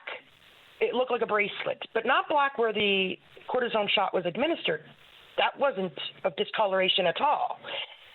As the days went on and on, her wrist became more black. The top of her hand became very black, like a very, very dark bruise. She cannot move her wrist up or down, side to side. She was complaining of pins and needles and tingling. We thought it was because there was medicine in the cortisone shot for that, but the doctor said that it'll be about 8 to 10 hours. So this shouldn't be a problem, 3 days, a week later. I had a phone appointment with my family physician on Friday past, because now my daughter has zero sensation on the top of her hand. She can feel you touching her fingers, but very little. So to me, the cortisone shot went south. It created a whole different issue than what was prior to the cortisone shot. Or didn't treat the underlying problem that may not be identified yet. That is correct. Now, we were told that if the cortisone shot worked, then they would believe she had carpal tunnel syndrome. If the cortisone shot did not work, they're not sure what the problem is. So I phoned over to Outpatients to rebook another appointment for earlier than May for Emily to see the specialist. Oh, I said her name. Oh, wow. And I was told that they couldn't rebook the appointment, that I had to go through this special doctor's secretary, which I did. She didn't understand, Linda, why they keep sending patients to her to book these appointments when they're very much capable of doing this at Outpatients. So anyhow, I was instructed by the secretary that she was going to send an email. She'd be in touch because this specific doctor had a clinic on the 23rd of February, which is today. Anyhow, I hadn't heard back, and I had a phone appointment with my family physician about this same issue on Friday. My family physician is very, very concerned with why, since the cortisone shot, does my daughter have no sensation, no feeling on the top of her hand radiating into her fingers. His request was that I take my daughter to the Belle Island Emergency and have the physician there do an exam on her hand. My thought was, well, what is he going to do that you're not doing? But anyhow, we listened and down we went. So the doctor on call personally phoned the specialist that my daughter has been seeing, even though the specialist was not on call. And I know that typically you do not call a specialist when they're not on call. But this emergency room physician, Linda, was rightfully concerned as to why my daughter had no sensation, no feeling. The top of her hand is bruised so black, it's incredible. And the response from the specialist that my daughter sees is that it's not urgent. In other words, it's not of importance. To him, it's not an urgent matter. He doesn't understand what's going on. For me to phone into the outpatient clinic to get another appointment for my daughter. Even though her condition is clearly worsening, would you take her to the Janeway emergency? Would that be a better route to take? Linda, I don't know.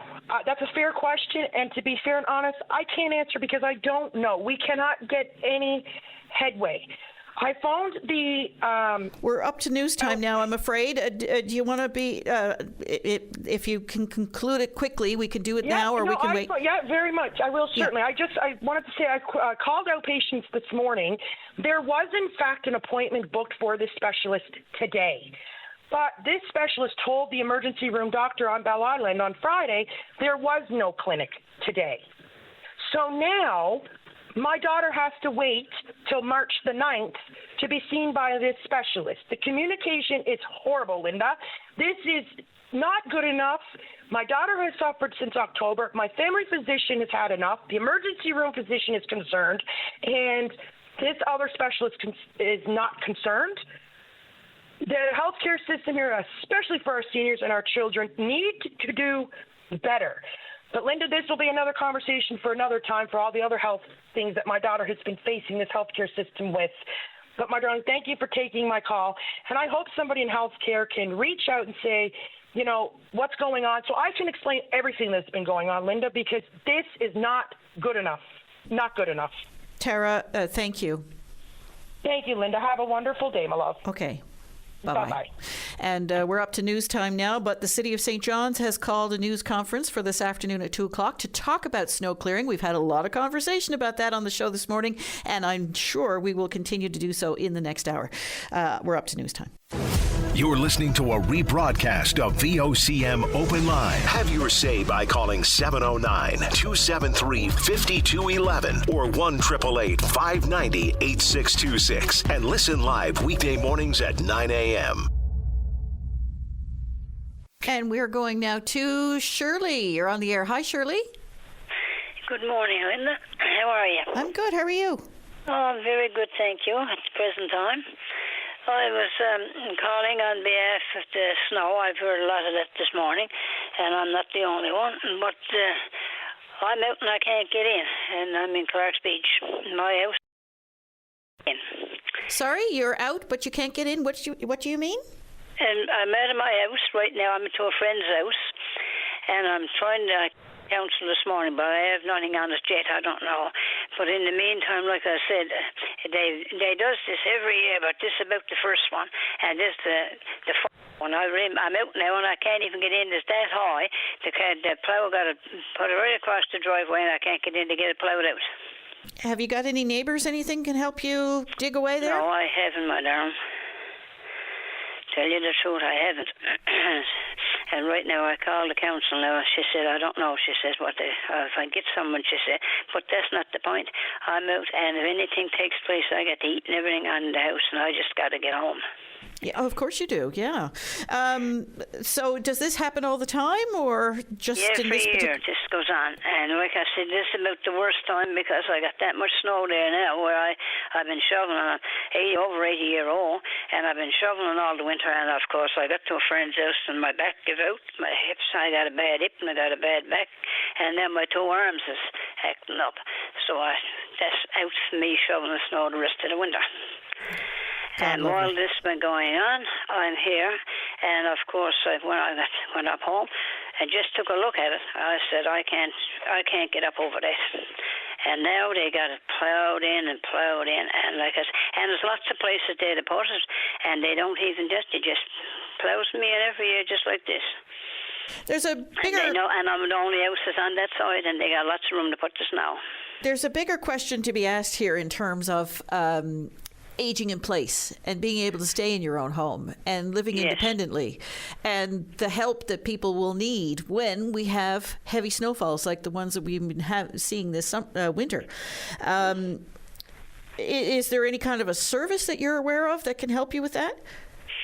No, I just get that the council is they go along and they just takes it and they just shoves it right in the driveway, and they know it very well, and they've been doing that now ever since the heavy snow. This is the third time now that they've passed along and done that now the winter, and it's there now so heavy I just can't even shovel it. And great big chunks they took it from down below and they put it right across my driveway right now, and it's that high I can't even climb in over it. Well, Shirley, I certainly hope that you get the help that you need there to help clear that way and get you back into your home. Yeah, because I'm kind of nervous. I mean, I got heat and everything left on there, and I just want to get home. Of course you do. Shirley, let us know how you make out. I will do that. All right, thank you. And thank you for taking my call. Okay. Thank you. Bye-bye. Bye-bye. We're going now to the Minister of Energy and Mines, also the MHA for Terra Nova District, Mr. Lloyd Parrott. Hello. Hey, Linda. How are you doing this morning? Good. How are you making out with the snow? Doing good. There's lots of it, and it's if you're in eastern Newfoundland now, I think it's more snow than we've seen in a very long time, no question about it, and everyone is having troubles with it. A snowmobiler's dream, but anyone else is having difficulty for sure. Hopefully now we get a little bit of respite anyway, and crews are able to tackle it. Yeah, there's a lot to tackle right now, I think. And I'm just calling in. I guess you guys had some questions around us, I guess, not extending the land reserve. So I'm here to talk about whatever you feel like talking about. Right, yeah. So obviously you can't extend something that people are not paying for the land to access the land. So what is going on there? Yeah, so I guess, Linda, we'll go back to the very beginning when this all started. There was a package set up where there was a royalty scheme that was based on land reserves and water, hydrogen, wind to hydrogen. Government wanted to see this progress, and in two instances we are seeing, there's progression, and it looks like there are two companies that are very equipped to move this forward. They have offtake agreements, and they're working diligently to meet all of their environmental requirements. Their fees are up to date, all that good stuff. But then we had a group of companies, and the projects were just stalled. They were spinning their wheels and they weren't moving. And there was outstanding fees to the amount of $34 million. And we didn't think that was fair to the people of Newfoundland and Labrador, to be quite frank. And we made a decision to not extend. So what that means is that we had 381,000 hectares of land that was in reserve that nobody could have access to.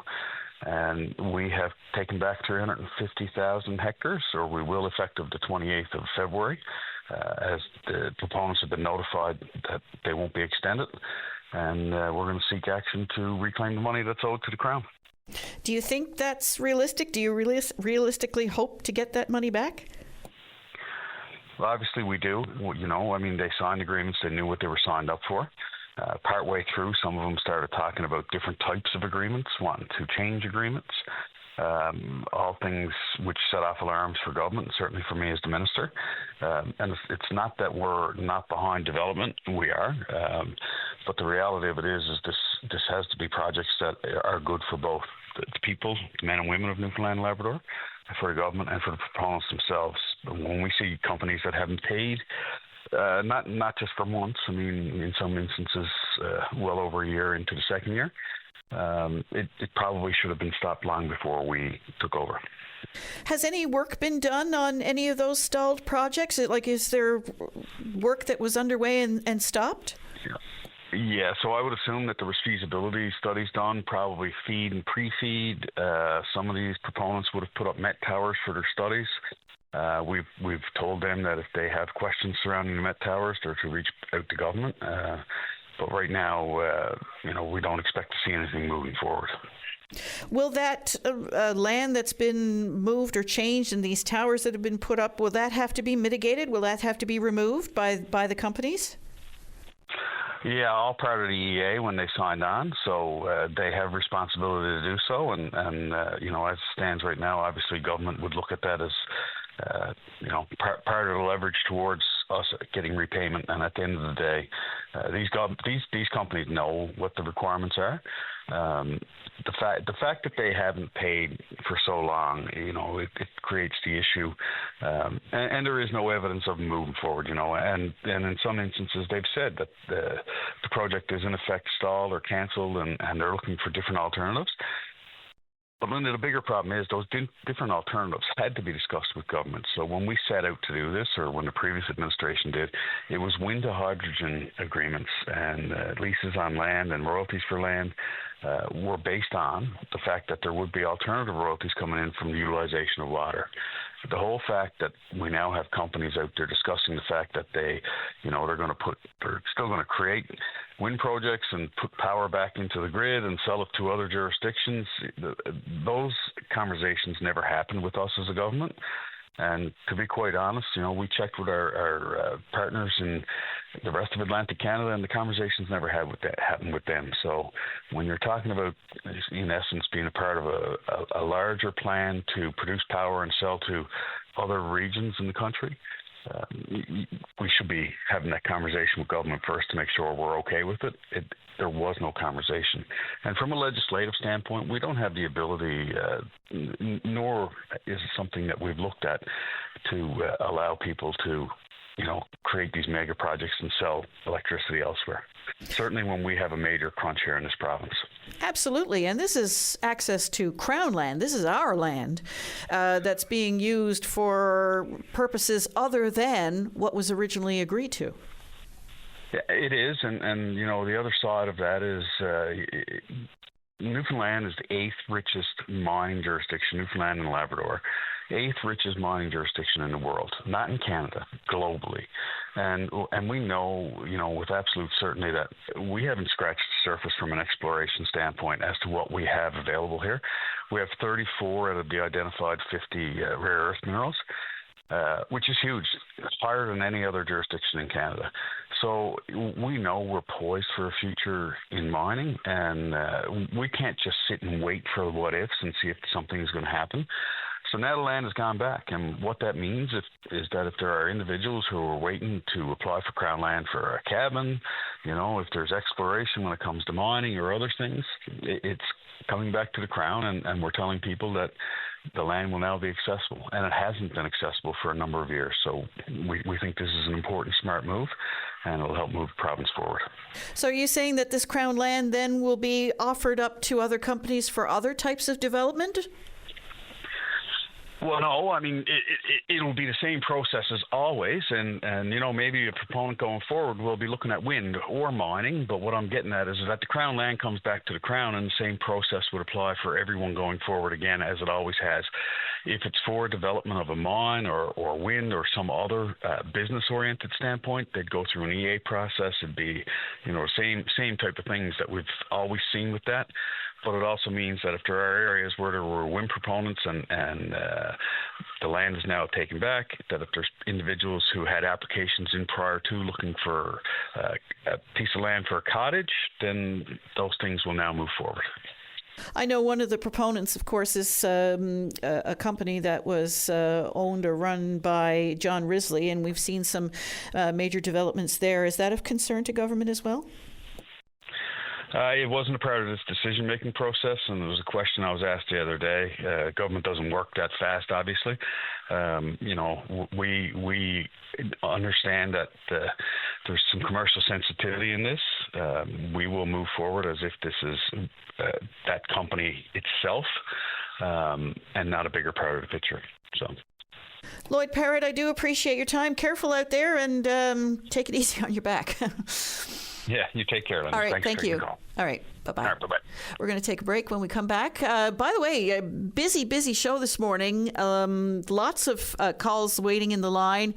If you were trying to call earlier and you had a busy signal, now is your opportunity to give us a call. We have a couple of lines freed up in the last hour of the show. Well, we've been talking an awful lot about the snow. Why wouldn't we? It's an extraordinary amount. But meteorologist Rodney Barney has some of the numbers. Rodney, how are we shaping up so far? It's been an incredible run for sure. Just in this past week alone, we've seen some areas have had over 100 centimeters of snow on the northeast Avalon. But we're already above the average of what we typically receive in an entire winter. In fact, the airport has reported to date 376 centimeters of snow since the beginning of November. And typically in a normal entire winter, there's only about 363 on average. So we're above that, and I know folks probably don't want to hear it, but it's climatologically about 30% of the winter is still ahead of us.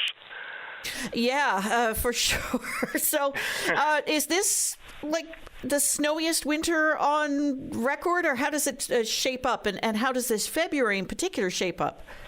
Well, it's shaping up. If we get another, say, 5 or so centimeters of snow between now and the end of February, which appears very likely, it will finish off as the snowiest February on record. That's pretty much a guarantee at this point. We're just a few centimeters short of the record right now.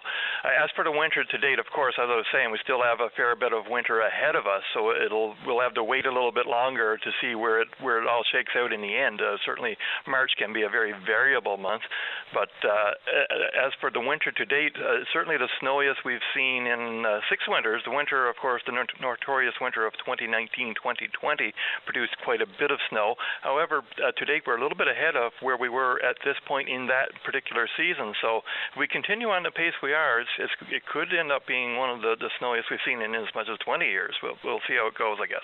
I remember that winter well, and I don't know what it is about this winter. It doesn't feel like that winter, but we're already at that level.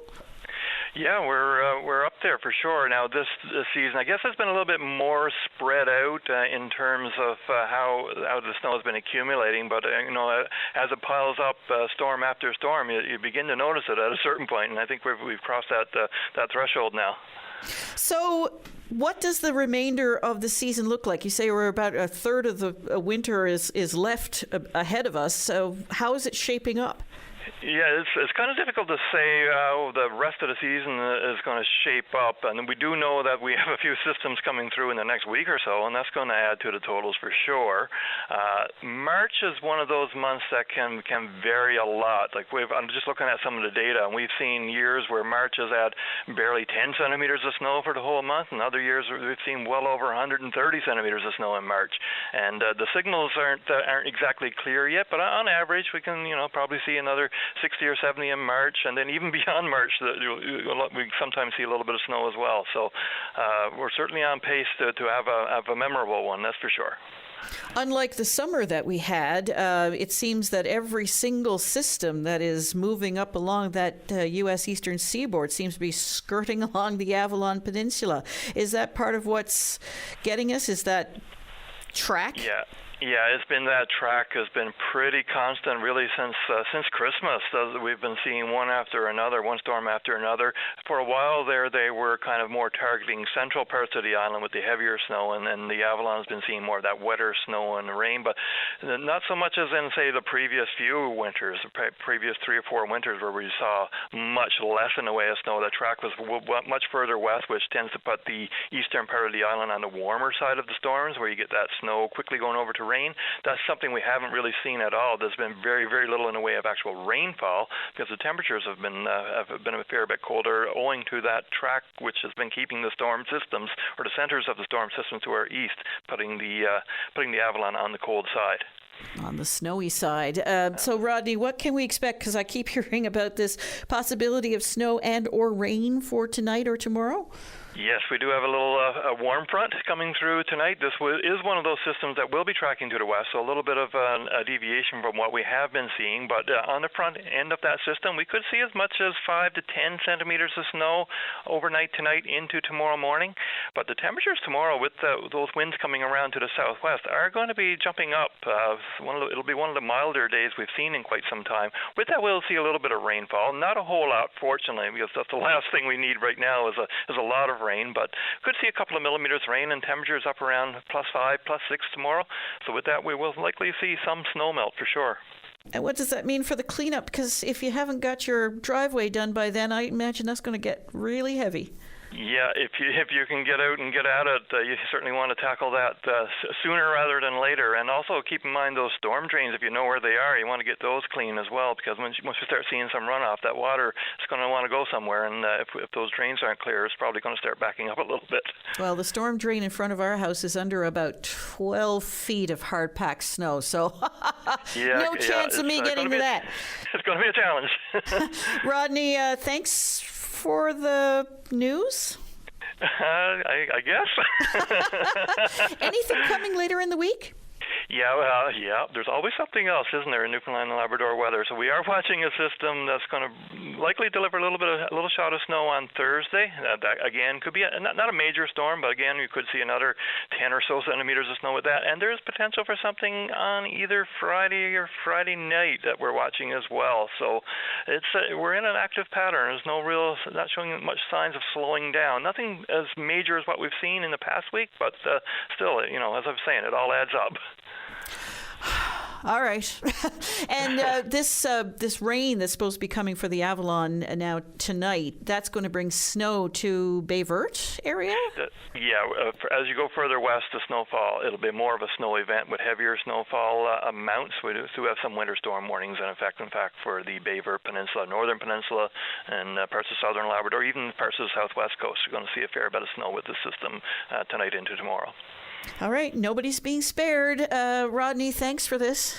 Okay, talk to you soon. Okay, bye.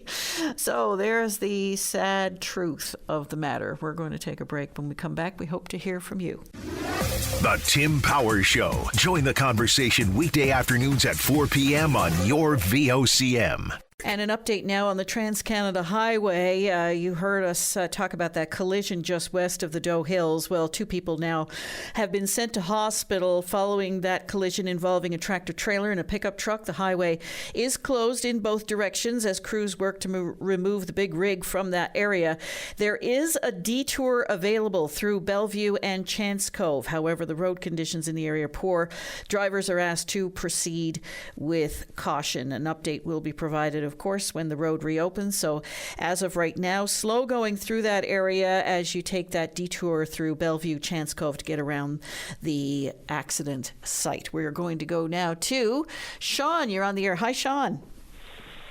Hi, good morning, Linda. How are you? I'm not good, to be honest with you, and I really wish I didn't have to make this call, but I have been listening to your show. And I, too, have a healthcare story that I believe needs to be told and deserves to be heard. First off, I'm 58 years old. I'm a father of 2 adult children, grandfather of 3. I worked over a decade in the offshore oil and gas and the Canadian Forces veteran. So with that kind of work history, I'm no stranger to injury. I'm no stranger to back and forth seeing doctors and whatnot. And especially, given the fact that I have a diagnosed condition of chronic PTSD, which I always try to make people aware of whenever I do seek medical attention. 9 weeks ago, I crushed my finger in a snowplow accident, and a quite severe injury, extremely painful, as you can imagine. And I ended up in the ER at the Health Science. Doctors, staff over there, fantastic. Can't say enough about them. Told them that, I'm having a bit of trouble here, not only with pain, but with my PTSD. And they really, they told me that they had no trouble helping me out. And that being said, they patched me up and set me off with an appointment to see a surgeon a week later. And in the meantime, they were concerned about my pain, and they helped me with that as well until I got in to see the doctor, the surgeon. And I'm sorry, but this is going to take a minute to explain the sequence of events. Is that okay? I know you're sure. Really busy we have a little. We have a little bit of time here. Yeah. Okay. I'm just trying to be considerate. So I seen the surgeon, and he said, "Yep, we'll get you in, do surgery," and proceed to do so. And at the end of the surgery, when I was leaving, I told them, even prior to that, I told them that, I have a pre-existing medical condition. And in the past, I've had, dealing with anything binding around my body. I have some anxiety issues and stuff like that with it. And he said, okay, we won't put you in a full cast. We'll put you in a half cast. So I went home and expecting, that was going to be fine. Had an appointment to see him in a couple of days after the surgery.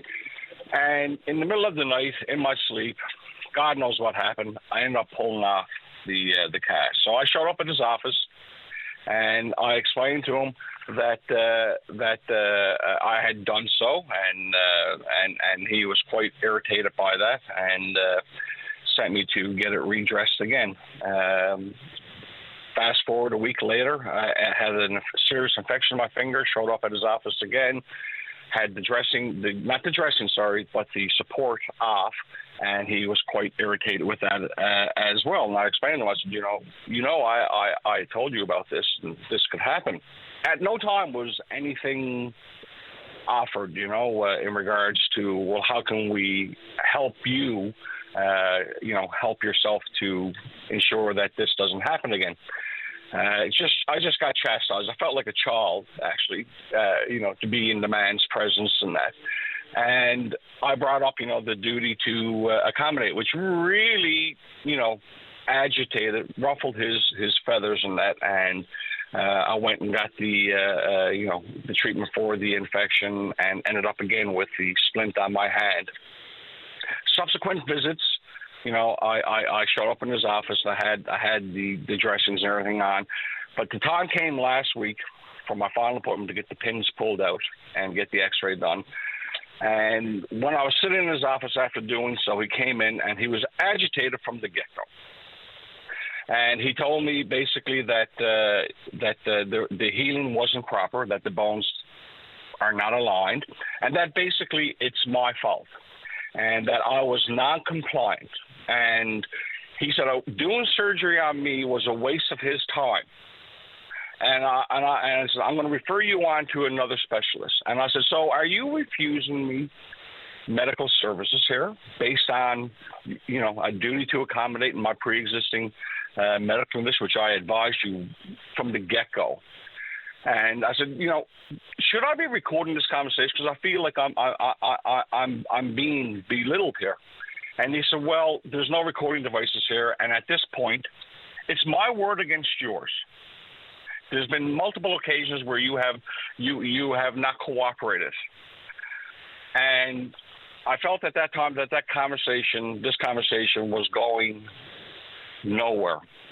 So I got the inclination from him that if I had to fall on my sword to beg for forgiveness, to say that, yes, doctor, I'm a horrible person, that he would have said, well, okay, we'll try this one more time.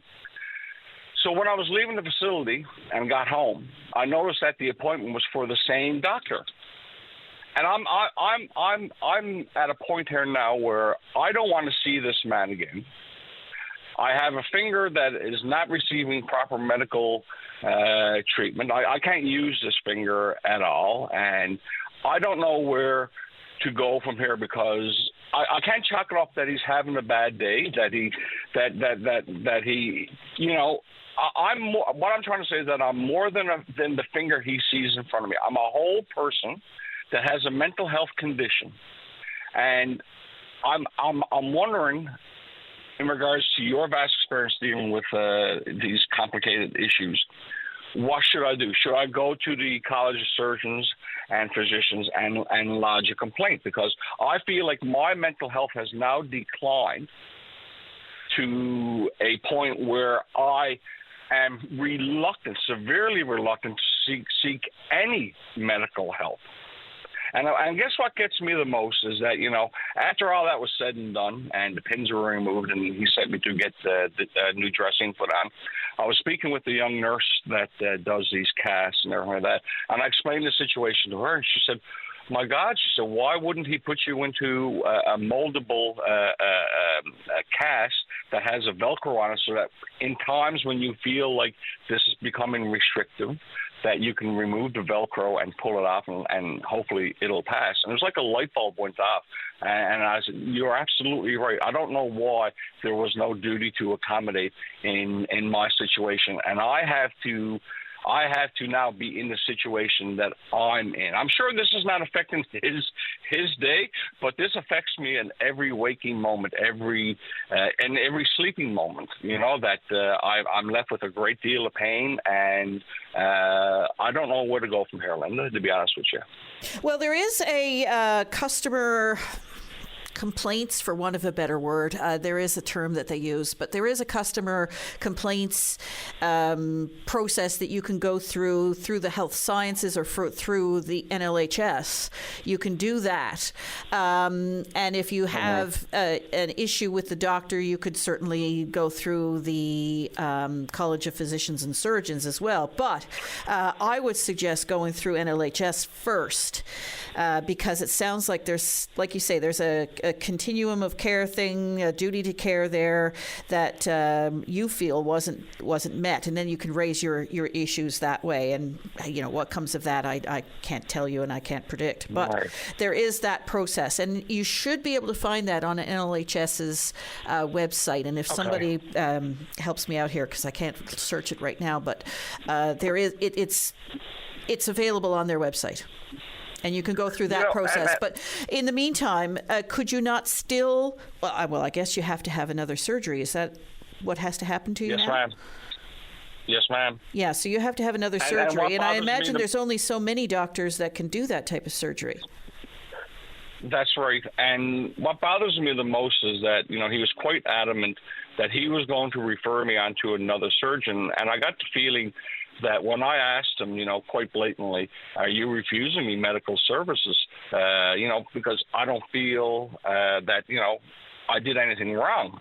I never tried to hide the fact that I removed the supports or anything like that. I went to him with a problem and basically, asking what can be done in my situation where no solutions were offered, save for that young nurse at the final appointment that I had. And this is complicated because, I don't have a problem with him. It's obvious that he has a problem with me for some reason to speak to me as if I was, I had to go back to this whole healthcare issue. I'm not trying to slight, my experiences with what people experience out there, but I get this distinct feeling from him that he has basically rescheduled me again, because I was quite surprised when I got home and looked at the piece of paper, because I left the facility quite upset and shaking and in my truck, and I didn't move for maybe an hour or so before I felt like I was able to drive. And when I got home and looked at the paper, seeing that this appointment was with him, and I'm like, I'm surmising, does he want me to come back because he's afraid that I'm going to say something that say, listen, I have an appointment, I have the appointment scheduled with him. I'm not refusing him medical help here in this situation. And I'm sure if I had to fall on my sword and beg for forgiveness and admit that there's some problem with me, and to beg him to fluff his ego, that he would say, okay, let's try this again. I'm just surmising that. I'm just, but at the end of the day, I'm still left without any real options here, unless to do what you said, to contact Newfoundland Labrador Health Services. Well, now and this is the problem I think with some patient care is that I often feel overwhelmed when somebody's telling me something about my condition or whatever the case may be, or the condition of the person I'm with, and you don't know what to ask because you don't know. I'm not a medical expert. I have no way of knowing. Right. And then you go home and you think about it for a while, or somebody will ask you a question. You go, oh yeah, right. So now that this nurse has raised this with you, maybe you can raise that issue the next time you go for care. Yeah, it is, and we have so few options here in the province, and that, and I don't want to cause any trouble for anybody, but I don't know if there are other people out there who have experienced this situation and feel as if they should not speak about it openly as well, because I think people should be held accountable for their actions, for what they say. I know I carry myself that way on a daily basis, that I don't intentionally seek out to chastise or or to put anybody down, or my willingness to help has always been there, and I really don't know. But anyways, listen. Yeah. Thank you. I never thought about going to Newfoundland and Labrador Health Services, and maybe with my upcoming appointment that I can just explain to them what had happened, that I really don't care to see this surgeon in the future. And can I add one comment? Certainly. I listened to your callers talk about the issues they have with Bell Alliance and other providers and that. And I'm going to throw this out for anybody who's out there in remote parts of Newfoundland, around the Bay and everything like that. I think they really need to cut the cable with these providers and go with Starlink. There are several VoIP options they could choose from with using UMA, who have telco services that offer 709 calling, and as well with this Starlink, there's a Wi-Fi calling feature that you can enable on your cell phone that allow you to use your cell phone as well. If the weather doesn't interfere with the service, and I've heard some people complain about that as well. Sean, we have to leave it there right now, but I thank you for your call. Thank you. I appreciate it, Linda. Okay. Bye-bye. We're going to take a short break. When we come back, we hope to hear from you. And we're back. We're going to go now to Mary. You're on the air. Hi, Mary. Oh, good morning, Linda. So good to hear VOCM open line is active. So people can call for help. I'm beginning to think that your line could be classified as an essential service. I couldn't agree more. Because there's hardly any organizations answering their phones anymore.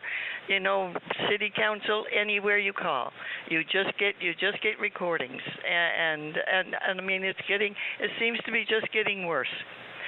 But anyway, so thanks for people being able to call and get some advice, or at least get help, like a couple of callers this morning.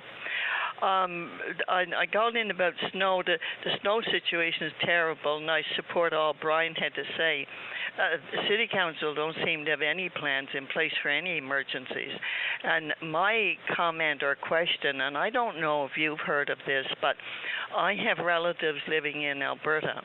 And they were here one winter visiting, and they could not understand that when the roads were cleared, like out there, they have two plows.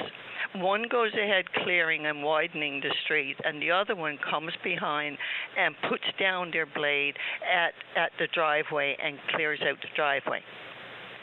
And now I don't know if there's a special name for it or what it is, but like with and I don't know how well known that is, and that's how I know about it, because I mean 2 and 3 times a day to have to go out and shovel 4 and 5 height snowbanks that the grader has put in your driveway is terrible. So now I did hear that apparently City Council is having a meeting this afternoon or something. Maybe someone could ask them. I mean, is this something that they could consider? Because to help the people. That's why we're paying our taxes.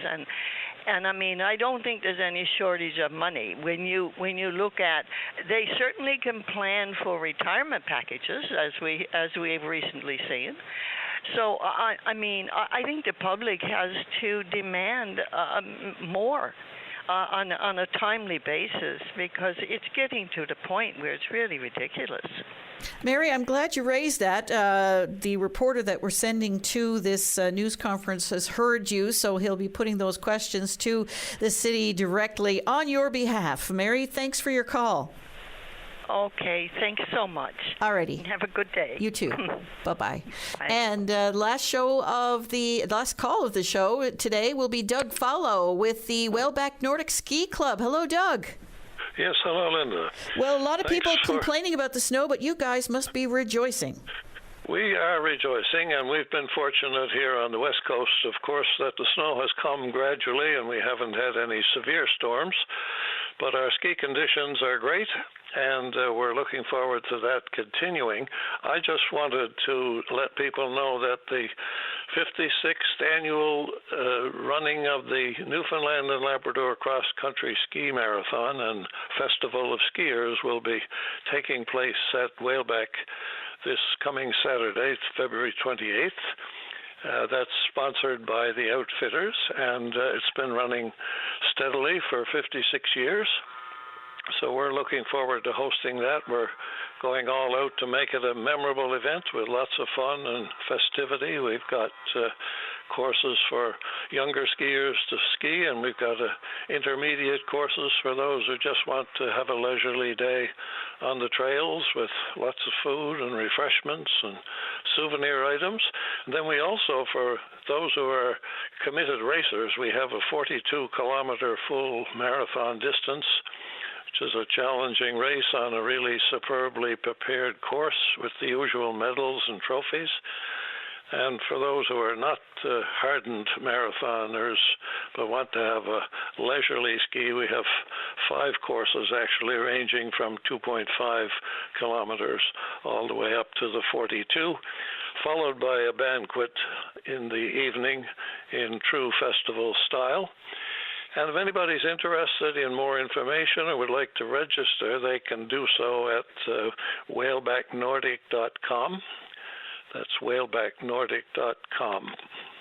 Well, that's fantastic, and a lot of interest now, I would imagine, after the Olympics, and I was fascinated to see the 50K, and you're almost there at the 42K. I used to do a lot of cross-country skiing when I was younger, but not anymore, unfortunately. I still have my own skis, though. So, Doug, all the best to you now on this great event. Thank you very much. And we look forward to a good contingent. I hope that the road conditions on the East Coast don't prevent people from getting over to visit the West Coast. And certainly we're looking forward to a good event. Thanks for the opportunity. Doug, thank you. Bye-bye. And Doug Fowlow of the Whaleback Nordic Ski Club has had the last word on Open Line this morning. Thanks, everyone, for your contributions. A rollicking show, lots to talk about. I'm sure we'll continue the conversation tomorrow.